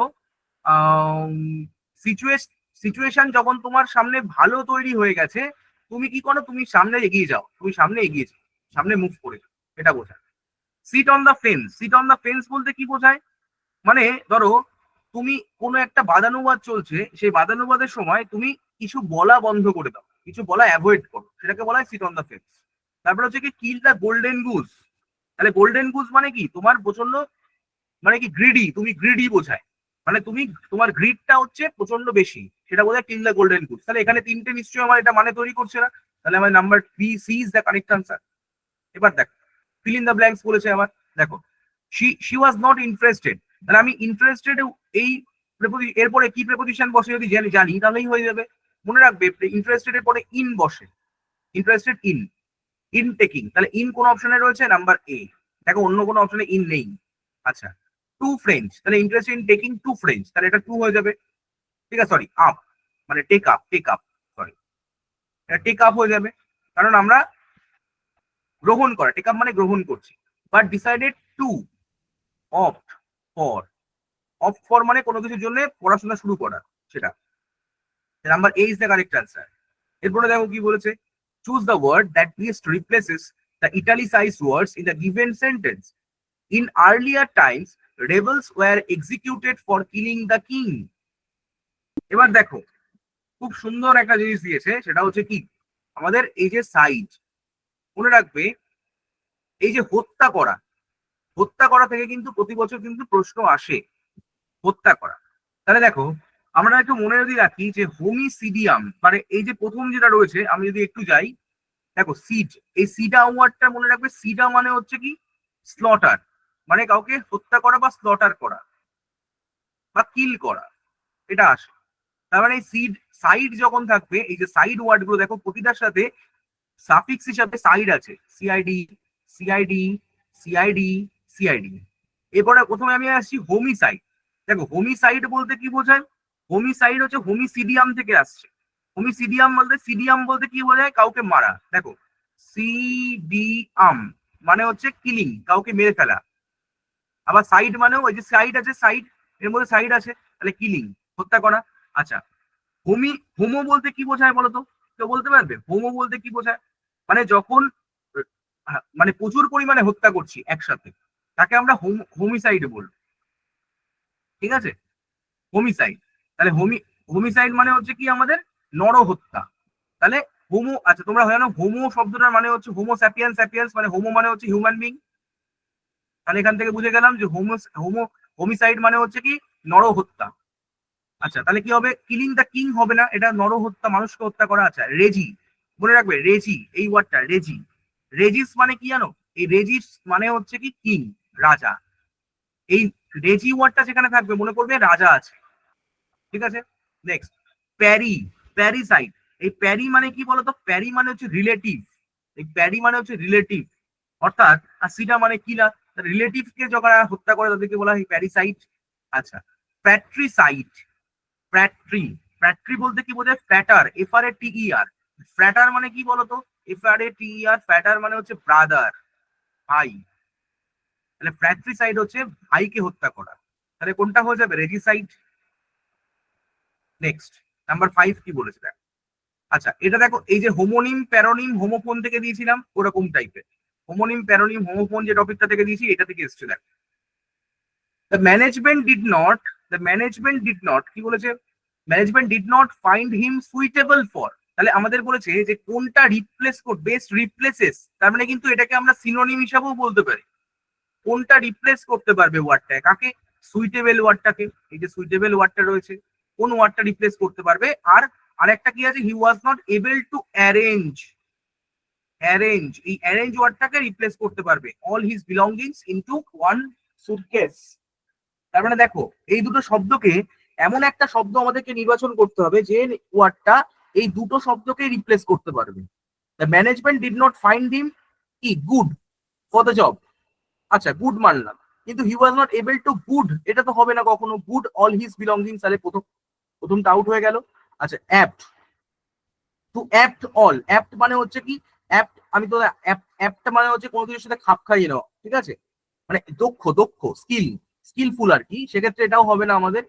আচ্ছা তাহলে ফিট, ফিটটা দেখে নি, did not find him fit for the job, তাহলে এটাই ফিট। আচ্ছা he was not able to fit all his belongings, সুটকেসের মধ্যে ফিট করা যায় তাই না জিনিসগুলোকে, তাহলে আমাদের দুটো জায়গায় কিন্তু অ্যাপ্লিকেবল হচ্ছে, তাহলে এটা হয়ে যাচ্ছে ফিট। নেক্সট এটা হচ্ছে ওয়ান ওয়ার্ড সাবস্টিটিউশন। দেখো কিডনি ডিজিজ, ঠিক আছে, কিডনি হচ্ছে কি, ইউরোলজিস্ট কি করে, ইউরিন নিয়ে কাজ করে, তাই তো, ইউরোলজিস্ট হচ্ছে ইউরিন নিয়ে কাজ করে, ঠিক আছে, ইউরোলজিস্ট হচ্ছে কি আমাদের ইউরিন নিয়ে কাজ করে। তাহলে আচ্ছা তাহলে কিডনি হচ্ছে কি, কিডনি ডিজিজ নিয়ে কাজ করে কি, নেফ্রোলজিস্ট, তোমরা জানো নেফ্রোলজিস্ট, নেফ্রোলজিস্ট বলা হয় তাই না। তাহলে বলেছে ইনকারেক্ট পেয়ার, তাহলে বুঝতেই পারছি ইনকারেক্ট পেয়ার মানে আমাদের প্রথমে এটাই হয়ে গেল, এটা। আচ্ছা ব্লাড রিলেটেড যদি সমস্যা হয় কে কাজ করে, হেমাটোলজিস্ট আমরা জানি। আচ্ছা স্টমাক নিয়ে কাজ করে হচ্ছে কি, গ্যাস্ট্রোএন্টারোলজিস্ট। আচ্ছা ক্যান্সার নিয়ে তোমরা জানো অঙ্কোলজিস্ট মানে হচ্ছে ক্যান্সার, তাহলে number A is the correct answer, কারণ এখানে ইনকারেক্ট পেয়ার বলেছে। নেক্সট এবার বলেছে কি, choose the word which is synonymous, অর্থাৎ সমার্থক শব্দ কোনটা, কি আছে, অ্যাডজাঙ্ক্ট, অ্যাডজাঙ্ক্ট, অ্যাডজাঙ্ক্ট বলতে কি বোঝায় জানো, এই দেখো অ্যাডজাঙ্ক্ট এই ওয়ার্ডটা আসছে হচ্ছে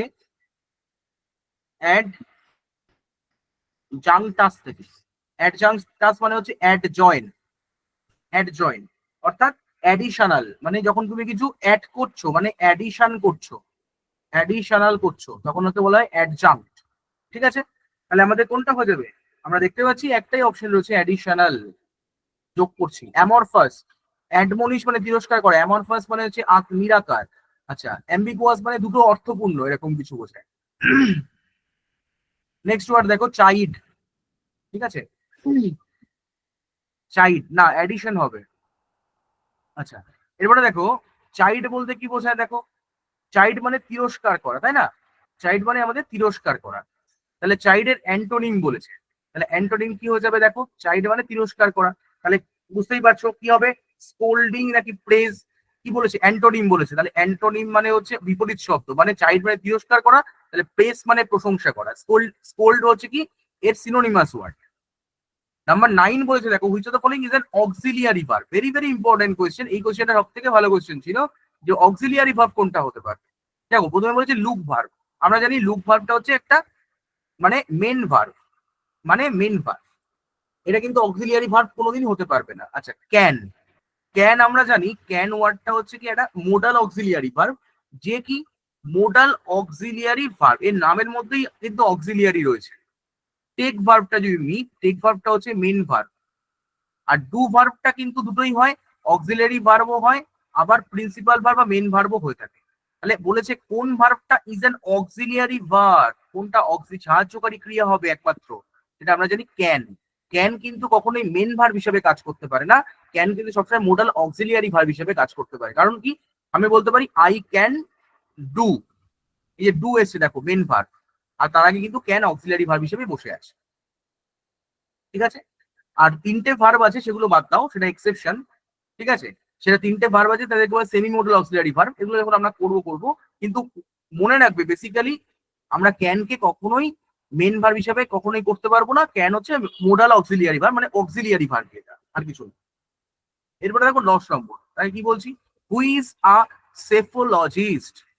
দেখো সেফোলজিস্ট কি করবে, দেখো সেফো মানে মনে রাখবে সেফো, এই সেফোস ওয়ার্ডটার মানেই হচ্ছে যে মানে কি বলবো যে ভোটিং রিলেটেড, ভোটিং প্যাটার্ন, এরকম কিছু। তাহলে দেখো someone who স্পেশালাইজেস in statistical studies of voting patterns in election. তাহলে ভোটিং ওয়ান ওয়াজ সাবস্টিটিউশনের মধ্যে প্রশ্ন।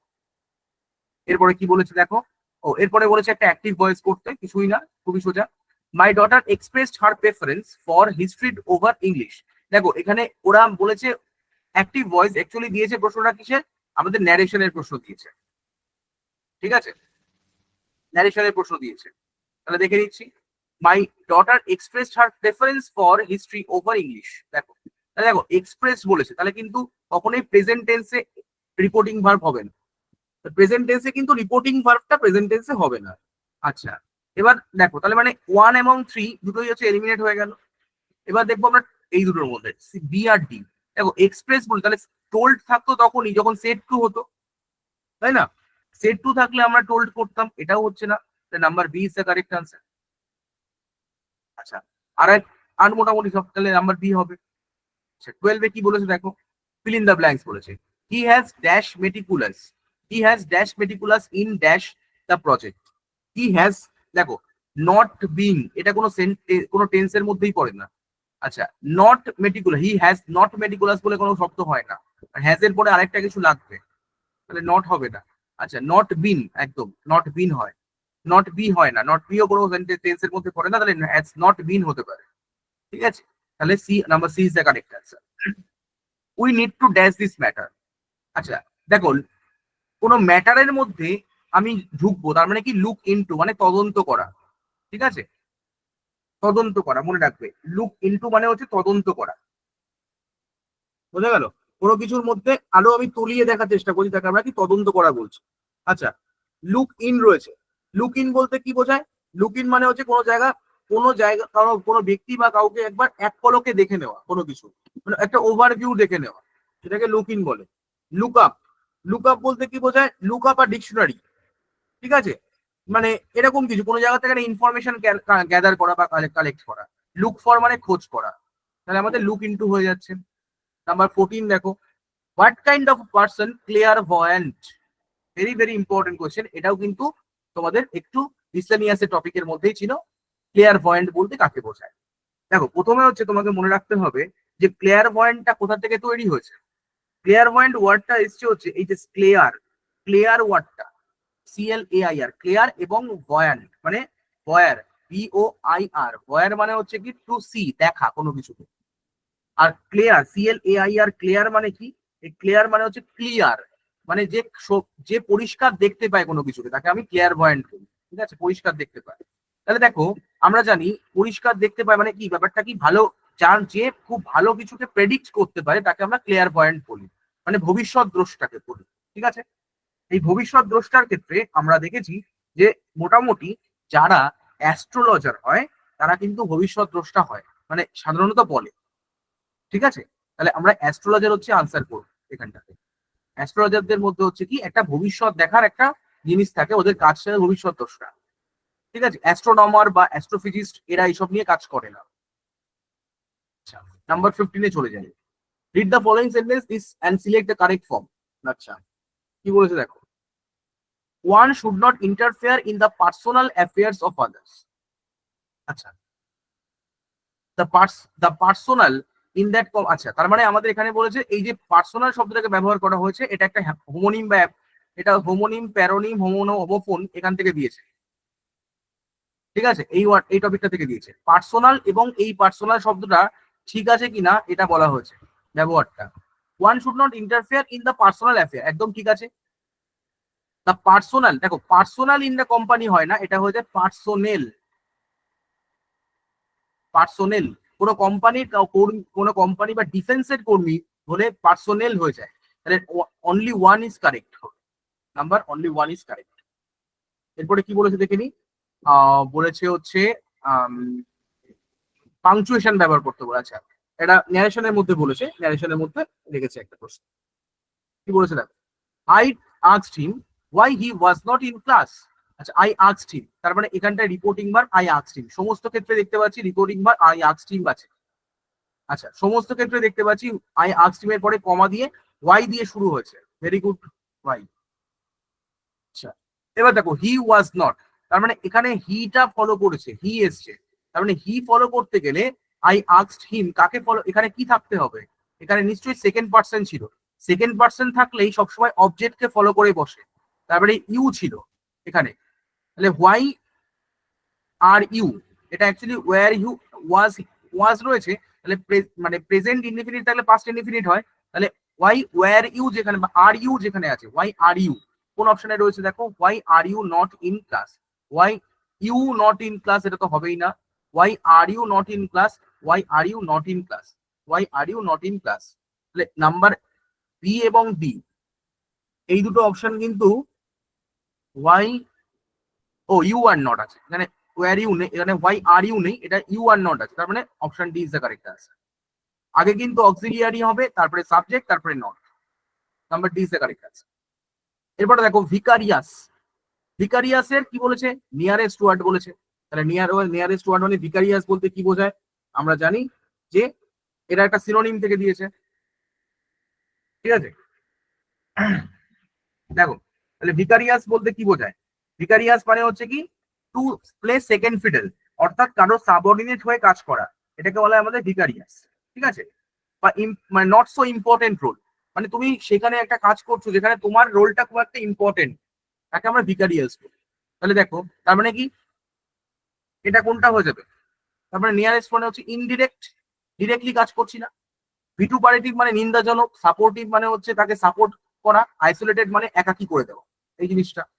আচ্ছা, নাম্বার 18 দেখো কি বলেছে, আচ্ছা হুইচ ইজ নট সিমিলার, এর মধ্যে সিমিলার কোনটা নয়, দেখো এটা কিন্তু জিআই এর টপিক, কিন্তু এখানে দেওয়া হয়েছে মানে কোনটা, odd one out, odd one out বের করতে বলেছে। আচ্ছা, পন্ড, ওয়াটার বডি, লেক, স্ট্রিম, দেখো এটা কি হতে পারে, তোমরা জানো যে সমস্ত কিন্তু ফ্লোয়িং, এর মধ্যে মানে স্ট্রিম বাদ দিয়ে, স্ট্রিমটা হচ্ছে শুধুমাত্র ফ্লোয়িং, মানে এটা বয়ে চলে, আর বাদ বাকি লেকের মধ্যে, লেকটা কিন্তু স্ট্যাগন্যান্ট, ওয়াটার বডি স্ট্যাগন্যান্ট, পন্ডটাও কিন্তু স্ট্যাগন্যান্ট, তাহলে এটা একটা ফ্লোয়িং বডি, তাহলে আমরা স্ট্রিম করবো আলাদা। আচ্ছা, এরপরে দেখো 19 কি বলছে, I am indebted to my friends wise, wise এর পরে এটা কিন্তু সেই একটা মানে সিমিলার ওয়ার্ডের মধ্যে দেওয়া হয়েছে, কি হচ্ছে ওয়াইস কাউন্সেল, COUNSEL, কাউন্সেল মানে হচ্ছে অ্যাডভাইস, পরামর্শ বলা হয়। ঠিক আছে, তাহলে কাউন্সিল মানে ডি। আচ্ছা, one should dash one studies with utmost seriousness, one should pursue, pursue বানানটা দেখে নিতে হবে, PURSUE, পারসু। ঠিক আছে, আচ্ছা কি বলেছে তারপরে দেখো, the police are trying to control the crowd, তাহলে কন্ট্রোল এই ওয়ার্ডটাকে রিপ্লেস করতে হবে, আর এখানে বলেছে junk foods may have high levels of harmful chemicals. ঠিক আছে, তাহলে হ্যাভ, মে হ্যাভ, হ্যাভটাকে রিপ্লেস করতে হবে, তাহলে কন্ট্রোল এমন একটা ওয়ার্ডকে বাঁচতে হবে যে ওয়ার্ডটা এই দুটোকেই রিপ্লেস করতে পারবে। যেমন দেখো, the police are trying to control the crowd, তাহলে দেখো চেক দ্য ক্রাউড হবে না, তাহলে চেক বা ইনকর্পোরেট হবে না, ব্লেমও হবে না, তাহলে চেক আর কন্টেনের মধ্যে কিন্তু চেকটা এই ক্ষেত্রে অ্যাপ্রোপ্রিয়েট হচ্ছে না, তাহলে কন্টেন হয়ে যাবে, কন্টেন দ্য ক্রাউড। ঠিক আছে, পুলিশ চেষ্টা করছে ক্রাউডটাকে মানে কন্টেন করা মানে সংযত করতে, আর এটা হচ্ছে মে কন্টেন হয় এর মধ্যে থাকে, তাহলে কন্টেন হয়ে যাবে আনসার। নাম্বার 22 দেখে নিচ্ছি, 22 কি বলছে দেখো, আই অ্যাপ্রিসিয়েট হিজ এক্সুবারেন্ট নেচার, তাহলে এক্সুবারেন্ট ওয়ার্ডটাকে রিপ্লেস করতে হবে। আচ্ছা, ফেস্টিভ এই ওয়ার্ডটাকে রিপ্লেস করতে হবে, তাহলে দুটো ওয়ার্ড এই ফেস্টিভ এবং এক্সুবারেন্ট ওয়ার্ডটাকে রিপ্লেস করে দিতে হবে। I appreciate is exuberant nature. দেখো এক্সুবারেন্ট বলতে কি বোঝায়, অত্যন্ত আনন্দকর বা মানে এক্সাইটিং এরকম বোঝায়, ঠিক আছে। তাহলে এখানে কিন্তু এক্সাইটিংও হবে না, এক্সাইটিং হবে না, তার থেকে একটা ভালো ওয়ার্ড রয়েছে, এটা হচ্ছে এবুলিয়েন্ট। এবুলিয়েন্ট বলতে কি বোঝায়, এবুলিয়েন্ট বলছে হচ্ছে যেটা ল্যাভিশ, মানে এমন ভাবে তুমি, এক্সুবারেন্ট নেচার বলতে তুমি প্রচন্ড ল্যাভিশলি কোনো কিছু করছো, যার মধ্যে একটা ল্যাভিশনেস রয়েছে, প্রচুর খরচাপাতি করে এরকম কিছু। এবুলিয়েন্ট হচ্ছে এরকম নেচার। 23 কি বলছে, ইনডিরেক্ট স্পিচ করতে বলছে, ঠিক আছে। He said I will go there tomorrow, তাহলে হি সেড তো আমরা জানি, হি সেড দ্যাট হয়ে যাবে, হি সেড দ্যাট। আচ্ছা, আই আছে, তার মানে আই হচ্ছে সবসময় সাবজেক্টকে ফলো করবে, তার মানে হি কে ফলো করছে হি। আচ্ছা, উইল থেকে উড হয়ে যাবে, উড গো। আচ্ছা, দেয়ার হয়ে যাবে এটা next, number 4 is the correct answer.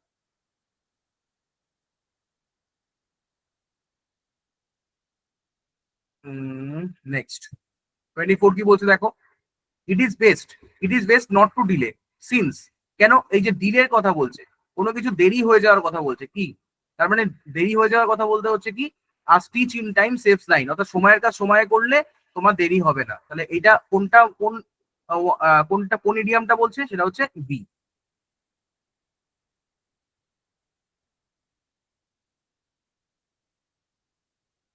25 কি বলছে দেখো, I would surely go there if I could, ঠিক আছে, আমি সেখানে চলে যাবো।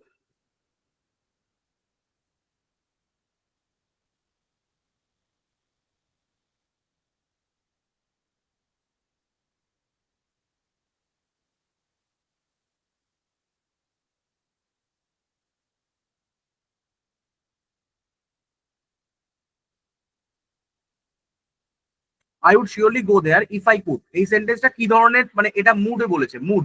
দেখো বিভিন্ন মুড হয়, যেমন indicative mood, imperative mood, subjective mood, এগুলো হয়, ঠিক আছে, যখন আমরা গ্রামার করবো আরো ভালো করে জানবো।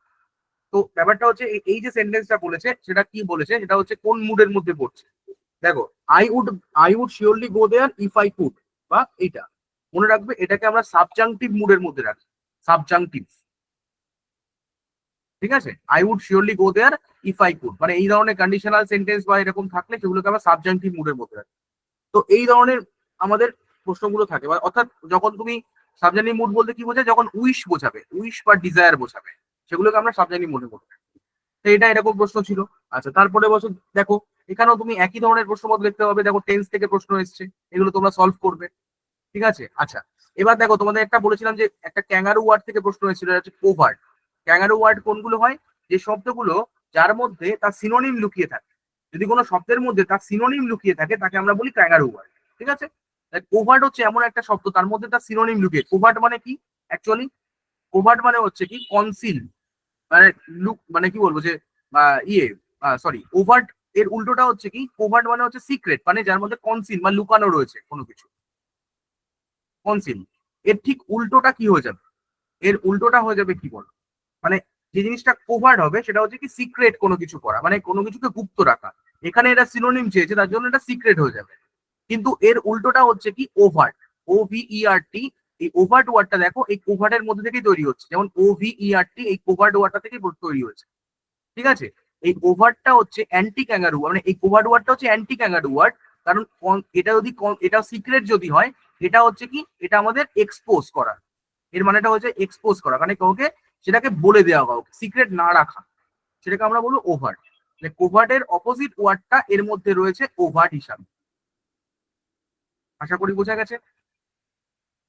আচ্ছা, এই বাদ বাকি যে সমস্ত টপিক গুলো রয়েছে সবই কিন্তু মানে আমরা যা করলাম সেগুলোর মধ্যেই আছে, এটা তোমরা অবশ্যই দেখে নেবে। আচ্ছা, do or die, do or নাইনে কোশ্চেনটা বলেছে ডু অর ডাই, এই সেন্টেন্সটা কি, মাঝখানে অর রয়েছে, অর হচ্ছে আমরা জানি alternative conjunction, alternative conjunction, alternative conjunction যদি থাকে সেটা কি ধরনের বাক্য তৈরি করবে, কম্পাউন্ড সেন্টেন্স। এই ধরনের কিছু শব্দগুলো রয়েছে, এগুলো তোমরা অবশ্যই বাড়িতে করবে, ঠিক আছে। আচ্ছা, আর একটা যেটা তোমাদেরকে বলেছিলাম PQRS, যেটা বলেছিলাম সেটা আমরা একটু দেখি। PQRS দেখো, Einstein was although a great scientist weak in arithmetic right from his school days. এই যে বলেছিলাম তোমাদেরকে, এটা হচ্ছে সাজাতে হবে, ঠিক আছে। আইনস্টাইন, তাহলে অপশন এ কি বলছে? কিউপিআরএস। কিউপিআরএস কি হবে সেটা আমরা দেখবো। আইনস্টাইন, তাহলে কিউ দিয়ে শুরু হচ্ছে, তাহলে although a great scientist, Einstein was weak in arithmetic right from his school days. একদম এটাই ঠিক হচ্ছে। কিউটা আগে প্রথমে হবে, এটা পিটা সেকেন্ডে হবে, থার্ডে হবে, ফোর্থে হবে। এই যে পরপর সেন্টেন্স গুলোকে সাজাতে হবে, এটা প্রথমে আসবে, তারপরে এটা আসবে, তারপরে এটা আসবে, তারপরে এটা আসবে। এটাকে বলা হয় সেন্টেন্স রিঅ্যারেঞ্জমেন্ট বা PQRS। ঠিক আছে, আর কিছুই না, এই জায়গাটা করে নিতে হবে। আচ্ছা, বাদ বাকি টপিক গুলো তো সেমই রয়েছে।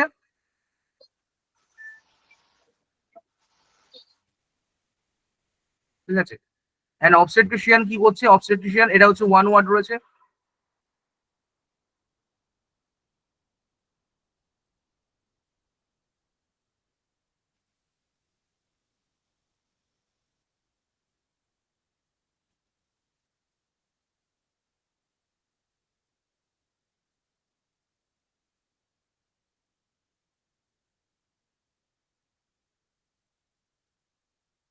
উম, আচ্ছা, আর একটা দেখো এখানে রয়েছে প্লুরাল নাম্বার, এটা একটু নতুন আছে, এটা একটু বলে দিই। প্লুরাল নাম্বার কোনটা হবে? ঠিক আছে, এর মধ্যে চারটে ওয়ার্ড রয়েছে, এই যে টপিকটা থেকেও এখন প্রশ্ন আছে, এটা নাউনের চ্যাপ্টার, পার্টস অফ স্পিচের গ্রামারের মধ্যে। হ্যাঁ, কোনটা হচ্ছে তোমার প্লুরাল ফর্মে রয়েছে বা কিছু? হ্যাঁ, তাহলে দেখো এই যে অ্যালামনি রয়েছে, অ্যালামনাস হচ্ছে সিঙ্গুলার, অ্যালামনি হচ্ছে প্লুরাল। ঠিক আছে, ইন্ডেক্স, ইন্ডেক্স এখানে ইন্ডেক্স, ইন্ডেক্স থেকে হয় না, এটা ঠিক আছে, ইন্ডাইস মানে ইন্ডেক্সের যদি প্লুরাল ফর্ম হয় তাহলে ইন্ডেক্সেস হয় অথবা ইন্ডাইসেস হয়। সেই জন্য এটা প্লুরাল ফর্ম নয়, এটা সিঙ্গুলার, এটাও সিঙ্গুলার, এটাও সিঙ্গুলার, তাহলে অ্যালামনি হয়ে যাবে প্লুরাল ফর্ম। ব্যাস, এইগুলোই, নতুন কোনো টপিক নেই। আচ্ছা, এবার আমরা কিছু একটু ডেসক্রিপটিভের জায়গা দেখে নিই, যে ডেসক্রিপটিভে কি কি টপিক মোটামুটি আসে। ঠিক আছে, দেখো এসে টপিক গুলো মোটামুটি এরকম এসছে। 2000 লাস্টে 2022 যে এক্সামটা হলো সেখানে এসে টপিক গুলো ছিল এরকম এরকম ভাবে। Modern life in the shadow of artificial AI থেকে প্রশ্ন এসেছিল। আচ্ছা, উমেন্স এম্পাওয়ারমেন্ট প্রতি বছর ইম্পর্টেন্ট টপিক। আচ্ছা, আর একটা হচ্ছে কি search engines on the internet, internet দিয়ে প্রশ্ন এসেছিল, এটা তিনটে প্রশ্ন এসেছিল। ঠিক আছে, তিনটের মধ্যে যে কোনো একটা তোমাদেরকে লিখতে হয় এসে টপিক। ঠিক আছে, রিপোর্ট, রিপোর্টের ক্ষেত্রে দেখো কি আসে মোটামুটি, ধরো compulsory part of college education, এর ক্ষেত্রে ইন্টার্নশিপ, ইন্টার্নশিপ যেহেতু কতটা গুরুত্বপূর্ণ সেই জিনিসটা থেকে একটা প্রশ্ন এসেছিল। এরপরে দেখো কম্পোজ লেটার রাইটিং এসছে, লেটার রাইটিং দেখো ডিরেক্টর জেনারেলকে প্রশ্ন করতে লিখতে বলেছে, to make NCC training a part of education in English school. স্কুলে এনসিসি ট্রেনিংটা বাধ্যবাধকতা, বাধ্যবাধক মানে কম্পালসারি হওয়ার জন্য এটা নিয়ে এসছে। আর একটা এডিটোরিয়াল লেটার এসেছিল, insecurity faced by elderly people in Indian society, অর্থাৎ বয়স্ক মানুষরা যেহেতু এই বৃদ্ধ বয়সে সবাই একাকী হয়ে যাচ্ছে, তাদের জন্য কি ভাবা হচ্ছে। ঠিক আছে, তো সেই জায়গাটা আর কি আমরা দেখবো, সেটা নিয়ে আমাদের কি মতামত রয়েছে কিনা সেই ব্যাপারটা নিয়ে একটা এডিটোরিয়াল লেটার লিখতে হবে। তারপরে একটা প্রেসি রাইটিং এসেছিল এটা। ঠিক আছে, এটা সাধারণ, এটা ছিল অ্যাকচুয়ালি তোমাদের একটা প্রেসি রাইটিংটা মেনলি ছিল হচ্ছে পোয়েট, মানে medieval poet, medieval word of for a poet was a maker, মানে পোয়েটের আক্ষরিক শব্দ অর্থ কি সেই ব্যাপারটা নিয়েছিল। এবং তারপরে চসার বা এরকম অনেক কাউকে উদ্ধৃত করা হয়েছিল, চসার মেনলি আর কি উঠে এসেছিল, এটা নিয়ে আমাদের প্রেসি রাইটিংটা এসেছিল। আর ট্রান্সলেশন দিয়েছিল, এই ট্রান্সলেশন এসেছিল দেখো এখানে রবীন্দ্রনাথ ধনির সন্তান, এরকম ভাবে একটা ট্রান্সলেশন এসেছিল। আর একটা এসেছিল হচ্ছে এইটা, দুটো পিছাবনি, পিছাবনি নিয়ে, যেটা আমরা জানি পিছাবনি কিন্তু অন্যতম জায়গা হচ্ছে লবণ আইন সত্যাগ্রহ বা সিভিল ডিসওবিডিয়েন্স মুভমেন্ট, যেটা আমরা জানি 1930-তে হয়েছিল। এর কিন্তু একটা অন্যতম জায়গা, পিছাবনি নিয়ে এসেছিল এখানটাতে প্রশ্নটা। আচ্ছা, ক্লার্কশিপের যদি প্রশ্ন দেখো, এখানে ক্লার্কশিপের কিছু প্রশ্নপত্র তোমাদের এমসিকিউ রয়েছে, সেগুলো আমি এমসিকিউ নিয়ে আর কথা বলছি না, কারণ তোমরা অলরেডি বুঝে গেছো যে কি ধরনের প্রশ্নপত্র থাকে। এগুলো তোমরা অবশ্যই বাড়িতে সলভ করবে। ঠিক আছে, তোমাদের ক্লার্কশিপের প্রশ্নপত্র দেওয়া রয়েছে। আর কিছু এখানে, আচ্ছা তোমাদের এখানে দেখো ক্লার্কশিপের প্রশ্ন এখানে রয়েছে। হ্যাঁ, আর তোমাদের এরপরে রয়েছে অডিট এন্ড অ্যাকাউন্টস এর প্রশ্ন তোমাদের দেওয়া রয়েছে। দেখবে একই টপিক প্রশ্ন, মানে একই ধরনের প্রশ্নপত্র এখানে থাকে মোটামুটি, সেগুলো তোমরা দেখতে পাবে। আর এরপরে আমি আসি একটু ডেসক্রিপটিভ নিয়ে। আচ্ছা, যে বলছিলে এবার অনেকে বলছিলে এসে রাইটিং কিভাবে লিখতে হয় বা কিছু, দেখো এগুলো তো একদিনে শেখা যায় না, এগুলোর জন্য একটা রেগুলার ক্লাস করতে হয়। তবুও তোমাদেরকে আমি ওভারঅল একটা ভিউ দেওয়ার চেষ্টা করছি, যে ধরো এই যে ট্রান্সলেশনটা কিভাবে করতে হবে তার সেটা এই ট্রান্সলেশনটা কিন্তু আমি সলভ করে দেখিয়েছি। ঠিক আছে, এখানে দেখো সলভ করে দেওয়া রয়েছে কিভাবে করবে। এই ট্রান্সলেশন বা এইগুলো কি হবে তোমাদেরকে ক্লাসে, এই আর্ট অফ ট্রান্সলেশন বা ট্রান্সলেশন কিভাবে করতে হয় সেই জিনিসটা কিন্তু তোমাদের শেখানো হবে। এর জন্য তোমার কিছু ক্লাস দরকার হয়, এই ক্লাসে আমি তোমাদেরকে এগুলো শেখাবো। কিভাবে লাইনগুলোকে ট্রান্সলেট করতে হয়। যেমন একটা লাইন তোমাদেরকে বলছি, দিদার হাত ধরে মাঝে মধ্যে যেতাম পিছাবনি হাটে। পিছাবনি এক আশ্চর্য নাম। এটা সবাই কিন্তু ট্রান্সলেট বিভিন্ন রকম ভাবে করবে। তাহলে দিদার হাত ধরে যেতাম, তাহলে প্রথমত কখনো কখনো মানে sometimes I went to Pichhabani market taking my grandmother by her arm. এই যে my grandmother by her arm মানে তার হাত ধরে। The name of Pichhabani is fascinating. বোঝা গেল? এইভাবে আমরা বিভিন্ন শব্দ বা বাক্যগুলোকে ট্রান্সলেট করব। আরো কঠিন যদি যেমন ভাবে লাইনগুলো থাকবে তেমন ভাবে আমরা করব।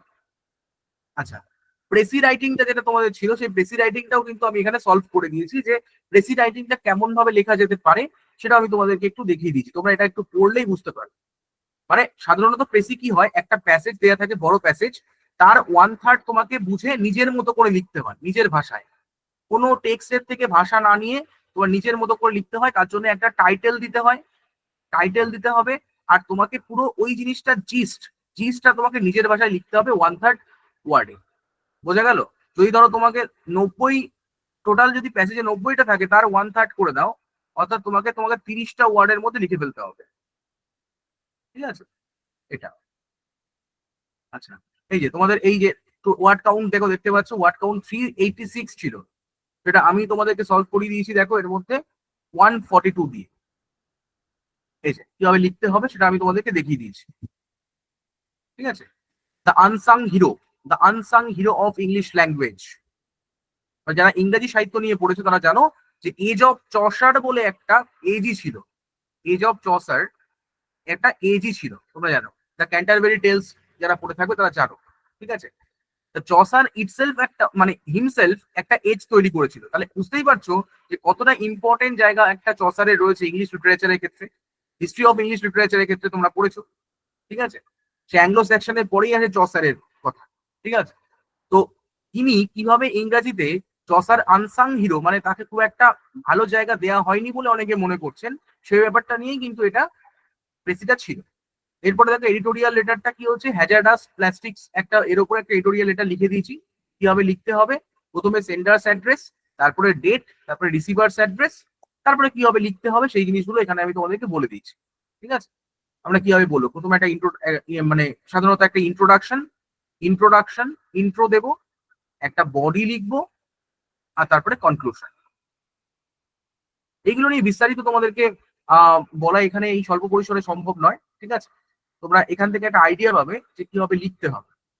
আর যারা বলছিলে যে এসে রাইটিং এর ক্ষেত্রে, এসে রাইটিংটাও কিন্তু একদিনে তৈরি হয় না। যেমন ধরো এরকম একটা এসে তোমাদের দিল, hand that rocks the cradle rules the world. মানে যে হাত দিয়ে, ঠিক আছে, মানে দোলনায় দোল খাওয়ানো হয় সেই হাতই কিন্তু মানে ওয়ার্ল্ড রুল করছে। তার মানে কি ওমেনদের কথা বলা হচ্ছে, তাহলে ওমেন এম্পাওয়ারমেন্টের কথা বলা হচ্ছে। ঠিক আছে, মানে ওমেনরা যেমন ভাবে একটা বাচ্চাকে প্রতিপালন করছে তেমন ভাবে কিন্তু আবার দেশ চালাচ্ছে, কখনো আবার সে কিন্তু কোন একটা রাজ্য চালাচ্ছে। আমাদের ওয়েস্ট বেঙ্গলই চালাচ্ছে একজন। আচ্ছা, আমাদের এই ক্লাসগুলো কি ফ্রিতে দেওয়া হবে না পেইড ব্যাচ? এই ক্লাসগুলো কোনটা কোন মানে আজকের তো এই ক্লাসগুলো যখন তোমাদের রেগুলার ক্লাস হবে তখন তোমাদেরকে এই টপিকগুলো ধরে ধরে করানো হবে। ঠিক আছে, তো সেই জায়গাটা। আচ্ছা, হ্যাঁ মানে প্রেসিটা তোমার প্রেসিটাকে বলে প্যারাফ্রেজিং। হ্যাঁ, লাইক প্যারাফ্রেজিং। ঠিক আছে, প্যারাফ্রেজিং করে লেখা হবে। আচ্ছা, উমেন এম্পাওয়ারমেন্ট সেইভাবে। তাহলে আমরা প্রথমে একটা কোট এরকম কোটিং করতে পারবো, সেই কোট দেওয়া হবে, সেই কোটের পরে আমরা এরকম ভাবে এগোতে পারবো। ঠিক আছে, a mother plays a vital role, এরকম ভাবে আমরা এগোতে পারবো। যেটা কিভাবে লেখা যায় সেই লেখার পদ্ধতি তোমাদেরকে বলেছি। ঠিক আছে, এটাও আমাদের মোটামুটি একটা ইন্ট্রোডাকশন, বডি, কনক্লুশন এভাবেই যেতে হবে। ইন্ট্রো, বডি, কনক্লুশন এরকম ভাবে যেতে হবে। ঠিক আছে, তো এইটা তোমাদেরকে দিয়ে দিয়েছি টপিকটা, তোমরা এখান থেকে পড়তে পারো। আর কিছু ক্লার্কশিপের মিসলেনিয়াসেরও কিছু পেপার তোমাদের সলভ করা রয়েছে। মোটামুটি এখান থেকে তোমরা একটা ওভারঅল আইডিয়া আশা করি পাবে যে বা পেয়েছো যে কিভাবে আমাদেরকে অ্যাপ্রোচ করতে হবে। ঠিক আছে, তো এইটুকুই মোটামুটি ক্লাসে আজকে ছিল। ঠিক আছে, এই যে বাদবাকি তোমাদের এখানে অনেক কিছু রয়েছে, এগুলো তোমরা পড়লে একটা কিন্তু ওভারভিউ পাবে। তো বাদবাকিটা তোমাদেরকে যখন ক্লাস করানো হবে তখন আমরা ধরে ধরে করবো। আচ্ছা, লাস্টে কিছু মিসলেনিয়াসে কি কি টপিক গুলো থাকে, লাস্টে তোমাদেরকে যেটা বলেছিলাম যে গ্রামার সেকশন, সেই জায়গাটা একটু না দেখালেই নয়। ঠিক আছে, দেখে নাও। আমি এটা সলভ করছি না, কারণ সলভ তোমাদের অলরেডি দিয়ে দিয়েছি এখানে। দেখো এখানে কি কি থাকে, দেখো কারেক্ট অল্টারনেটিভ ফর্ম, ঠিক আছে, সেন্টেন্স উইথ কারেক্ট অল্টারনেটিভ, মানে এই যে টেন্স রিলেটেড, মানে টেন্স ফর্ম গুলো কোন কোন টেন্স এখানে হবে বা ওয়ার্ড গুলোকে নেব, সেটা দিয়ে feel in the blanks. Feel in the blanks থেকে আসছে কত নম্বর, 10। আচ্ছা, এরপরে দেখো এনি ফাইভ, মানে এটা এরার কারেকশন, এরার কারেকশন আর ইমপ্রুভমেন্ট, ইমপ্রুভমেন্ট এই টপিকটা থেকে কি থাকছে 10 নম্বর।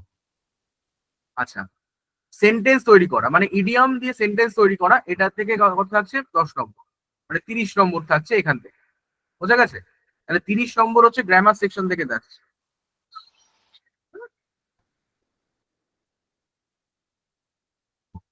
30 নম্বর হচ্ছে কিন্তু গ্রামার সেকশন থেকে থাকছে, ঠিক আছে। তাহলে আউট অফ কি 150, 150 মানে 30, তার মানে কি 120 হচ্ছে ওই রিপোর্ট রাইটিং, আচ্ছা প্রেসি রাইটিং, আর আর হচ্ছে ট্রান্সলেশন, এই তিনটা থেকে থাকছে। আর বাদ বাকি 30 নম্বর হচ্ছে কি আমাদের এই তিনটে থেকে থাকছে। বোঝা গেল? আচ্ছা, তোমাদের এই যে পুরো জিনিসগুলো সলভ করে করে দেওয়া রয়েছে, এগুলো তোমরা দেখলে বুঝতে পারবে।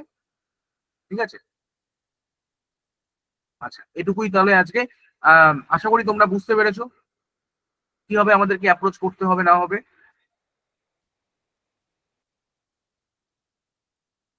ওয়েস্ট বেঙ্গলে,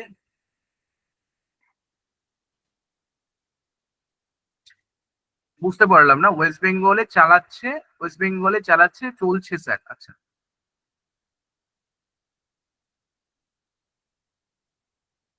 যাই হোক, ঠিক আছে।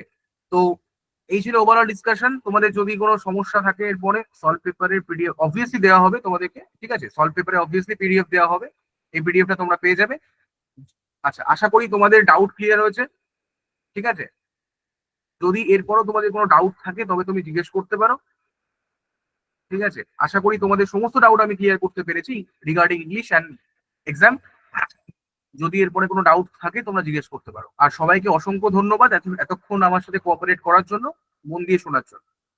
যদি তোমাদের কোনো ডাউট না থাকে তাহলে পিডিএফটা কি থাকবে, পিডিএফটা কি গ্রুপে এই পিডিএফ থাকবে? হ্যাঁ অবভিয়াসলি থাকবে, এই পিডিএফ কি তোমাদের দেওয়া হবে। ঠিক আছে, থ্যাংক ইউ সবাইকে, thanks for being connected.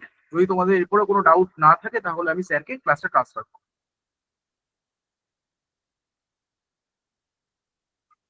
Thank you সবাইকে।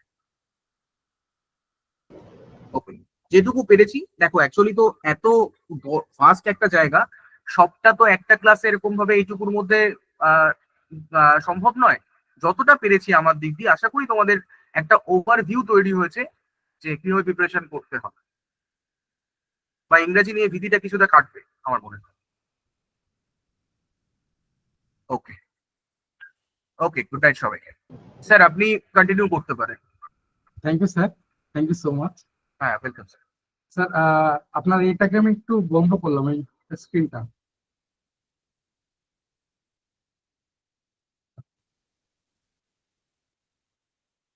আমি তোমার থেকে মাত্র 5 মিনিট সময় নেবো, 1 মিনিট নেবো একটা কোশ্চেনের জন্য। দেন আমি এখান থেকে তোমাদের কোডটা শেয়ার করে দেবো। কোশ্চেনটার সাথে সাথে একটা তোমাদের একটু ফিডব্যাকটা নেবো, দেন আমি সাথে সাথে কোড শেয়ার করে দেবো। যার জন্য টোটাল আমি 5 মিনিট সময় নেবো। প্রথম 1 মিনিট সময় নিচ্ছে। আমার একটা কোশ্চেন রয়েছে, কোশ্চেনটা এরকম যে ধরো প্রায় 7টা 15 থেকে 8টা 15, 9টা 15, প্রায় 2.5 ঘন্টা হতে চললো তোমরা রয়েছো। 2.5 ঘন্টায় তোমাদের ইমপ্রুভমেন্ট কি, মানে কোথায় দাঁড়িয়ে আছো? আমি 3টে গ্রাফ দিয়ে দেখাচ্ছি, তারপর আমি জানতে চাইছি বা তোমরা তারপরে রেসপন্স করো। এটা ধরো 3 নম্বর গ্রাফ। 2.5 ঘন্টায় তোমাদের কি প্রোগ্রেস, একদম ট্রুলি। যে ফার্স্ট গ্রাফটা বলতে চাইছি যে কোনো রকম কোনো প্রোগ্রেস বুঝতে পারছি না। মানে 2 ঘন্টা বা 2.5 ঘন্টা আগে তুমি যেখানে ছিলে এখনো সেই একই জায়গায় দাঁড়িয়ে রয়েছে। 2 নম্বর বলতে যাচ্ছি যে বরং আরো ডিটোরিয়েট করেছে, মানে তোমার মধ্যে অধঃপতন ঘটেছে।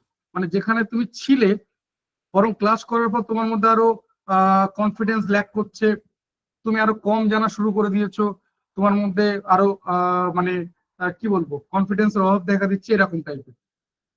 তৃতীয় গ্রাফটা বলতে চাইছি যে তোমার মধ্যে বাড়ছে গ্রাজুয়ালি, সেটা কিছু না কিছু, মানে তুমি কিছু না কিছু ইমপ্রুভমেন্ট বুঝতে পেরেছো, কিছু না কিছু তুমি কনফিডেন্স গেইন করতে পেরেছো। কোশ্চেন হচ্ছে কত নম্বর গ্রাফে দাঁড়িয়ে রয়েছে, যে কত নম্বর গ্রাফে দাঁড়িয়ে রয়েছে। 3 নম্বর। আমি বলবো 3 নম্বর যদি হয় তাহলে বলবো লেগে থাকো। আবারও বলছি, কেউ একদিনে কিচ্ছু করতে পারেনি।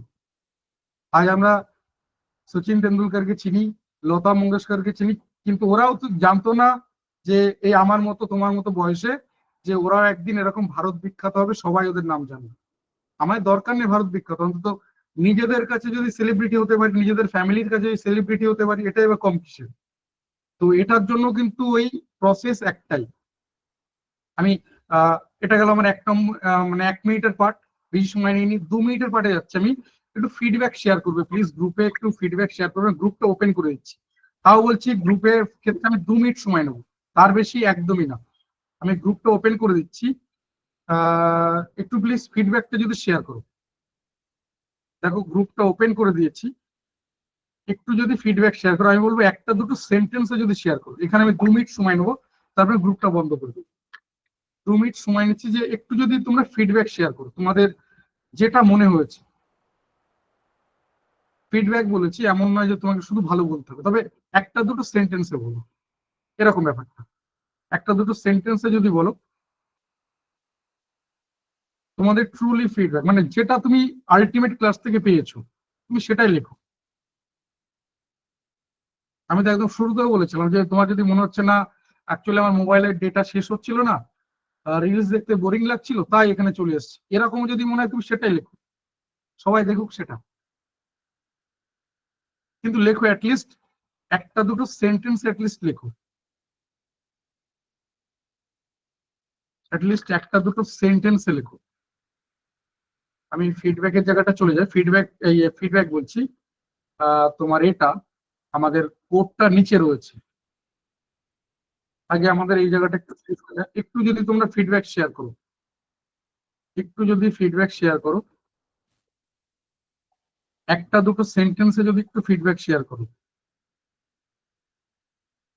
একদিনে তুমি কিচ্ছু পরিবর্তন করতে পারবে না, একটা 1.5 ঘন্টা ক্লাসে কিচ্ছু হবে না, কিন্তু অ্যাটলিস্ট ওই আমরা যেটা বলি মর্নিং শোটা দে, তো এরকম একটা ব্যাপার অন্তত তোমার মধ্যে হয়তোবা ধরা দিতে পারে, বা ধরা দিচ্ছে, বা তার একটা রিফ্লেকশন তুমি বুঝতে পারছো। সেই সেই জায়গা থেকে তোমার ফিডব্যাক চাইছি, যে আপাত দৃষ্টিতে তোমার কি মনে হলো, মানে তুমি কি কতটুকু কি জানলে।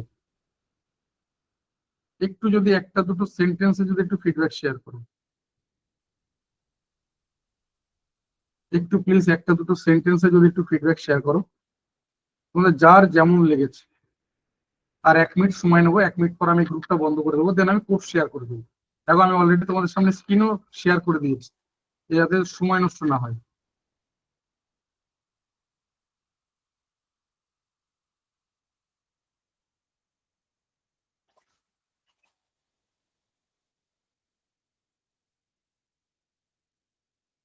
একটু যদি একটা দুটো সেন্টেন্সে যদি একটু শেয়ার করো।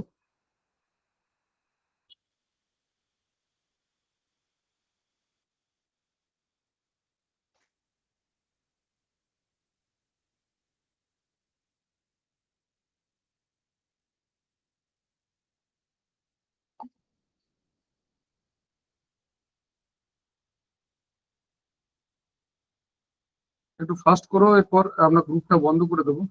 একটা দুটো সেন্টেন্সে যদি একটু শেয়ার করো।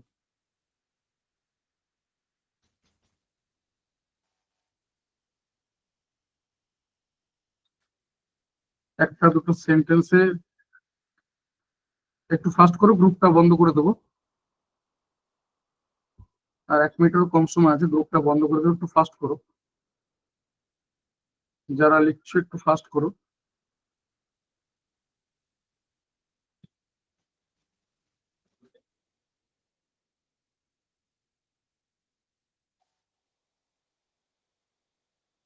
চলো আমি গ্রুপটা বন্ধ করলাম।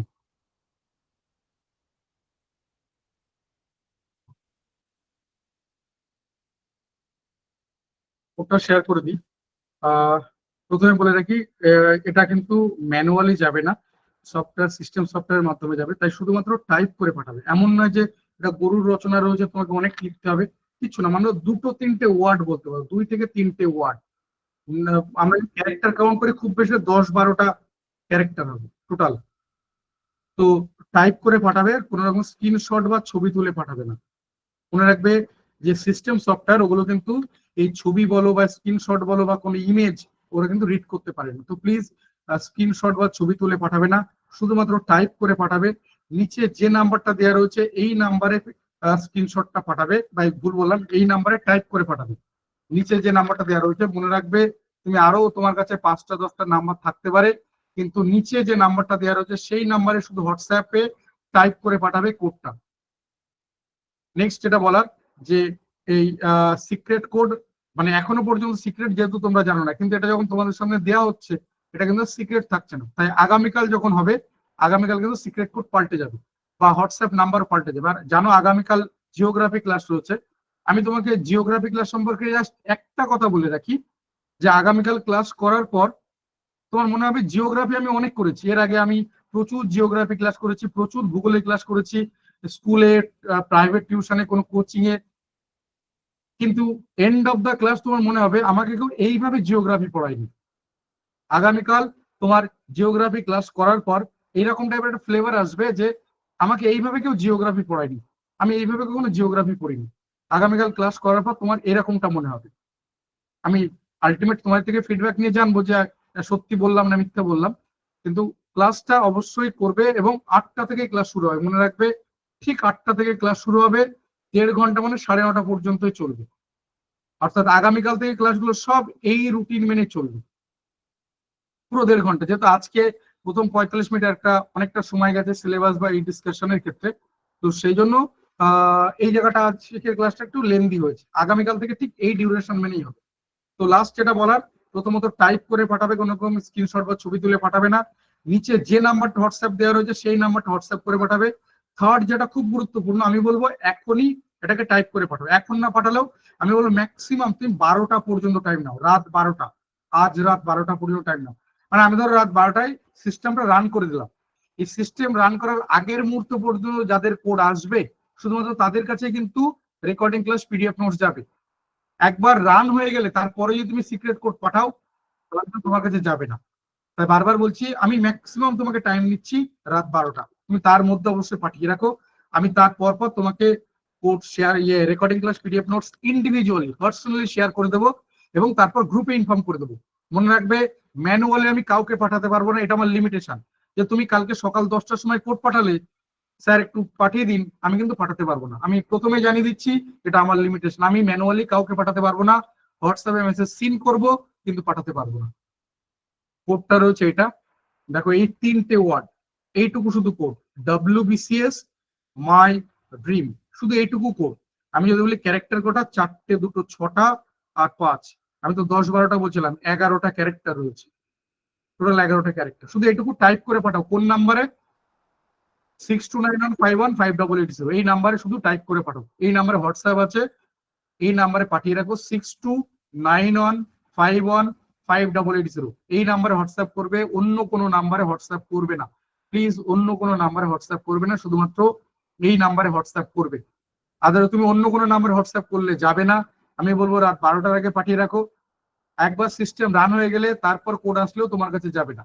আর এটা শুধুমাত্র টাইপ করে পাঠাবে, কোন রকম স্ক্রিনশট বা ছবি তুলে পাঠাবে না, তাহলেও তোমার কাছে যাবে না স্ক্রিনশট বা ছবি তুলে। কারণ আমি এই যে বললাম ম্যানুয়ালি পাঠাবো না, সিস্টেম বা সফটওয়্যার কিন্তু ও ইমেজ বলো, ছবি বলো বা তোমার স্ক্রিনশট বলো, ও রিড করতে পারবে না, পারে না। ও শুধুমাত্র টাইপ করা লেখাগুলোই কিন্তু রিড করতে পারে। শুধু এই 3টে ওয়ার্ড টাইপ করে পাঠাও, WBCS মাই ড্রিম, শুধু এইটুকু টাইপ করে পাঠাও 6291515880, এই নাম্বারটাতে পাঠিয়ে রাখো 6291515880। কোনো রকম এক্সট্রা মেসেজ করার দরকার নেই, তোমার কাছে রেকর্ডিং ক্লাস পিডিএফ নোটস যাবে, এ আমার দায়বদ্ধতা। ঠিক আছে, এটা আমার দায়বদ্ধতা, এ আমার দায়িত্ব। আমি তোমার কাছে পৌঁছে দেবো, এবং পৌঁছে দেওয়ার পর গ্রুপে ইনফর্ম করবো। ইন্ডিভিজুয়ালি তোমার কাছে রেকর্ডিং ক্লাস পিডিএফ নোটস যাবে, কিন্তু আমি গ্রুপে, হোয়াটসঅ্যাপ গ্রুপে আমি আলটিমেট ইনফর্ম করে দেবো যে হ্যাঁ তোমার রেকর্ডিং ক্লাস পিডিএফ নোটস যারা সঠিক সিক্রেট কোড পাঠিয়েছিলে তাদের কাছে চলে গেছে। আশা করি এই পর্যন্ত আর কারোর কোথাও কোনো কোশ্চেন নেই। আশা করি এই পর্যন্ত আর কারোর কোথাও কোনো কোশ্চেন নেই। আগামীকালকে ক্লাস সম্পর্কে বললাম যে জিওগ্রাফি ক্লাস মিস করবে না, তাহলে তুমি অনেক কিছু মিস করে যেতে পারো। আবারও বলছি, জিওগ্রাফি ক্লাস মানে যেভাবে হবে বা যা কিছু হবে, তোমার কাছে ডেফিনেটলি একটা ডিফারেন্ট টাইপের ফ্লেভার আসবে। ক্লাস করার পর তুমি এটা বুঝতে পারবে। আবারও বলছি, ক্লাস করার পর তোমার মনে হবে আমি জিওগ্রাফি ক্লাস প্রচুর করেছি, স্কুলে, কলেজে, ইভেন আমার টিউশনে হোক, কোচিং এ হোক, ইউনিভার্সিটিতে হোক, কিন্তু আমাকে এইভাবে কেউ জিওগ্রাফি পড়ায়নি। যে কত সহজ, মানে যেহেতু আমাদের যে ইয়ে রেগুলার কোর্সে যে জিওগ্রাফি আর কম্পিটিটিভ জিওগ্রাফি, এর মধ্যে পার্থক্য আমরা জানি। ইংলিশেও তাই, কম্পিটিটিভ ইংলিশ আর এমনি আমাদের যে রেগুলার ক্লাসে আমরা যখন ইংলিশ গ্রামার করতাম তার মধ্যে পার্থক্য রয়েছে। তো এই ফ্লেভার গুলো বুঝতে পারো। যেমনটা আজকের ইংলিশ ক্লাসে তোমরা কিছুটা হলেও বুঝতে পেরেছো। হ্যাঁ, 1.5 ঘন্টা ক্লাসে সবকিছু সম্ভব না, সবকিছু হলে ওই শুধুমাত্র টাচ করে যাওয়াটাই হয়। তবু স্যার যতটা পারলেন কিন্তু অন্তত সব জায়গাগুলোকে, যে এত এত পরীক্ষা, তাদের কোশ্চেনের ধরন, প্রিভিয়াস ইয়ারের কোশ্চেন গুলো কিভাবে কি হয়, ইভেন ডেসক্রিপটিভ অ্যানালিসিস পার্টটা তো তোমরা দেখেছো, খুব ইম্পর্টেন্ট। এটা তোমাদের বোধহয় মানে এর পরবর্তীতে হয়তো স্যারের সাথে যদি যোগাযোগ না থাকে, তো তাও তোমাকে একটা অন্যরকম ভাবে পথ দেখাবে যে হ্যাঁ এইভাবে বলেছিলেন, এই টপিক গুলো বলেছিলেন, যেগুলো আমি শুনছিলাম যে কেউ তুমি প্রচুর খাটাখাটনি করলে, 30টা টপিকের উপর পড়াশোনা করলে, কিন্তু কোশ্চেন আসছে এই মাত্র 13টা বা 15টা টপিকের উপর, যে যে কথাগুলো স্যার বলছিলেন। এই ব্যাপারটা যে আমরা অবশ্যই পরিশ্রম করতে হবে, প্রচুর পরিশ্রম করতে হবে, কিন্তু স্মার্ট ওয়েতে।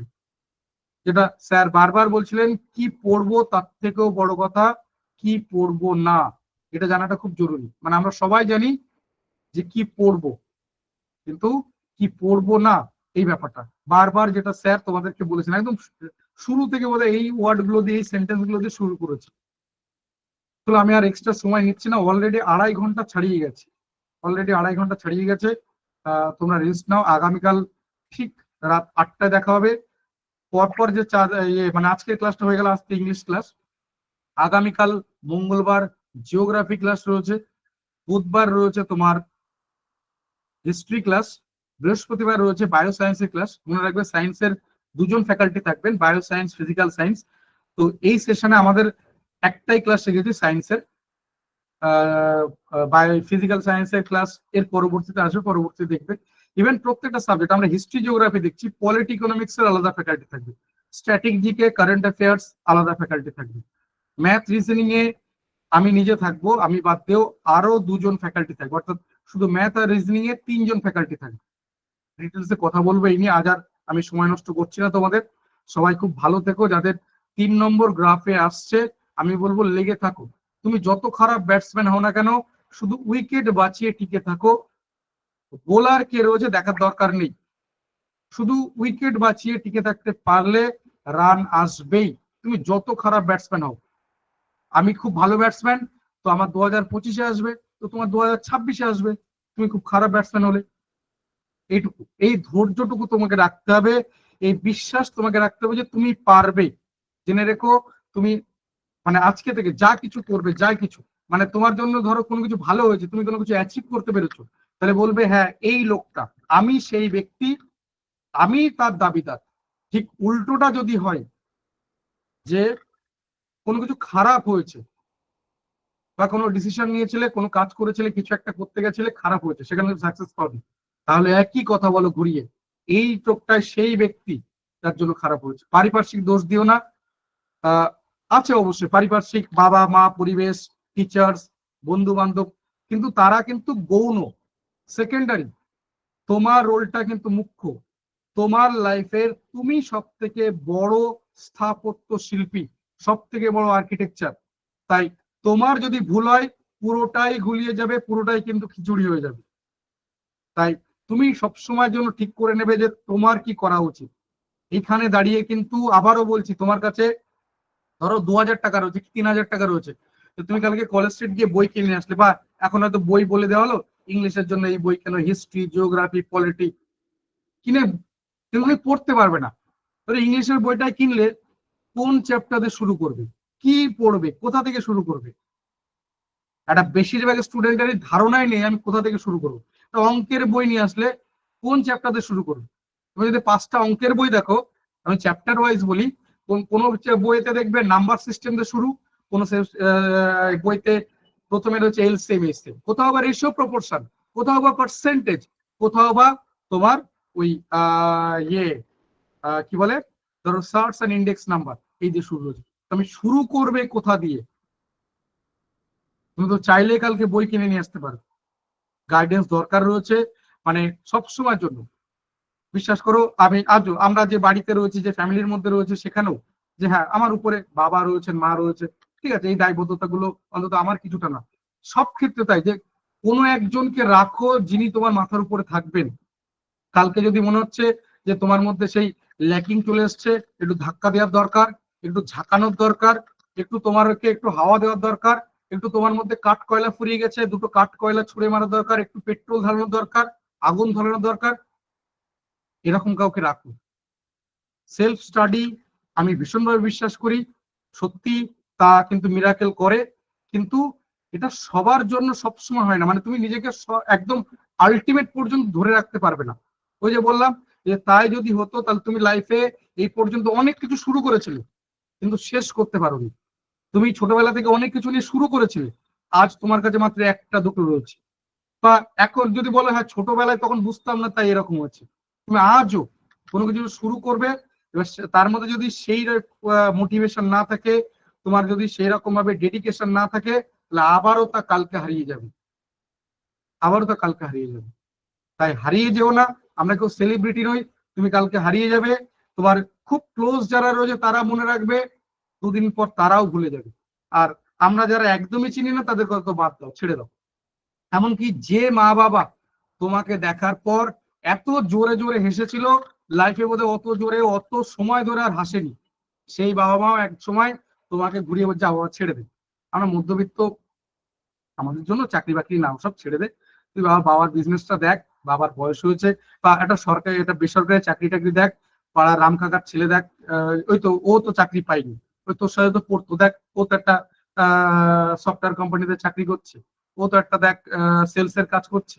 এই ব্যাপারগুলো, মানে যে মানুষগুলো তোমার একটা বিরাট ভরসা রেখেছিল, মানে যখন তোমার মাধ্যমিক পরীক্ষা, তাদের কাছে সব থেকে গুরুত্বপূর্ণ কাজ হচ্ছে আমার ছেলের মাধ্যমিক পরীক্ষা, সেই লোকগুলো একটা সময় তোমাকে এই কথাগুলো ঘুরিয়ে বলবে, ছেড়ে দে বাবা, আর হবে না। ভালো থেকো সবাই, আগামীকাল ঠিক রাত 8টায় দেখা হবে। অনেকটা সময় নিয়ে নিচ্ছে এত কিছু বলার পরও। আর শুধু বারবার মানে আমাদের এই পজিটিভ ভাইব্রেশনটা ভীষণভাবে দরকার, বারবার নিজেকে বলো, বারবার কানে কানে বলো আমি পারবো, আমার দ্বারা সম্ভব, আমি করে দেখাবো, পরিস্থিতি যেভাবেই হোক না কেন আমি তার মোকাবেলা করব, আমি পিছিয়ে যাব না। নেমেছি যখন, ডুব না দিয়ে আমি উঠবো না, শুধু কাপড় ভিজিয়ে শুধুমাত্র গা ধুয়ে আমি উঠবো না। নেমেছি যখন ভালো করে স্নান করব, ভালো করে কুলুকুচু করব, কান নাক চোখ মুখ গলা সব পরিষ্কার করব, তারপর আমি পুকুর ছেড়ে উঠবো। ঠিক এই প্রতিজ্ঞা করো, বারবার নিজেকে বলো। আমাদের এই পজিটিভ ভাইব্রেশন ভীষণভাবে দরকার। তোমার কানে কাছে সেই রিফ্লেকশন গুলো আসুক, আমি পারবো, আমি করব, আমার দ্বারা হবে, এটা আমার কাজ, এ দায়িত্ব আমার, এ দায়বদ্ধতা আমার, এই সব কিছু আমার, বারবার নিজেকে বলো। থ্যাংক ইউ সবাইকে, সবাই খুব ভালো থেকো, সাবধানে থেকো, সুস্থ থেকো। আগামীকাল ঠিক রাত 8টায় দেখা হচ্ছে geography class. Thank you, good night.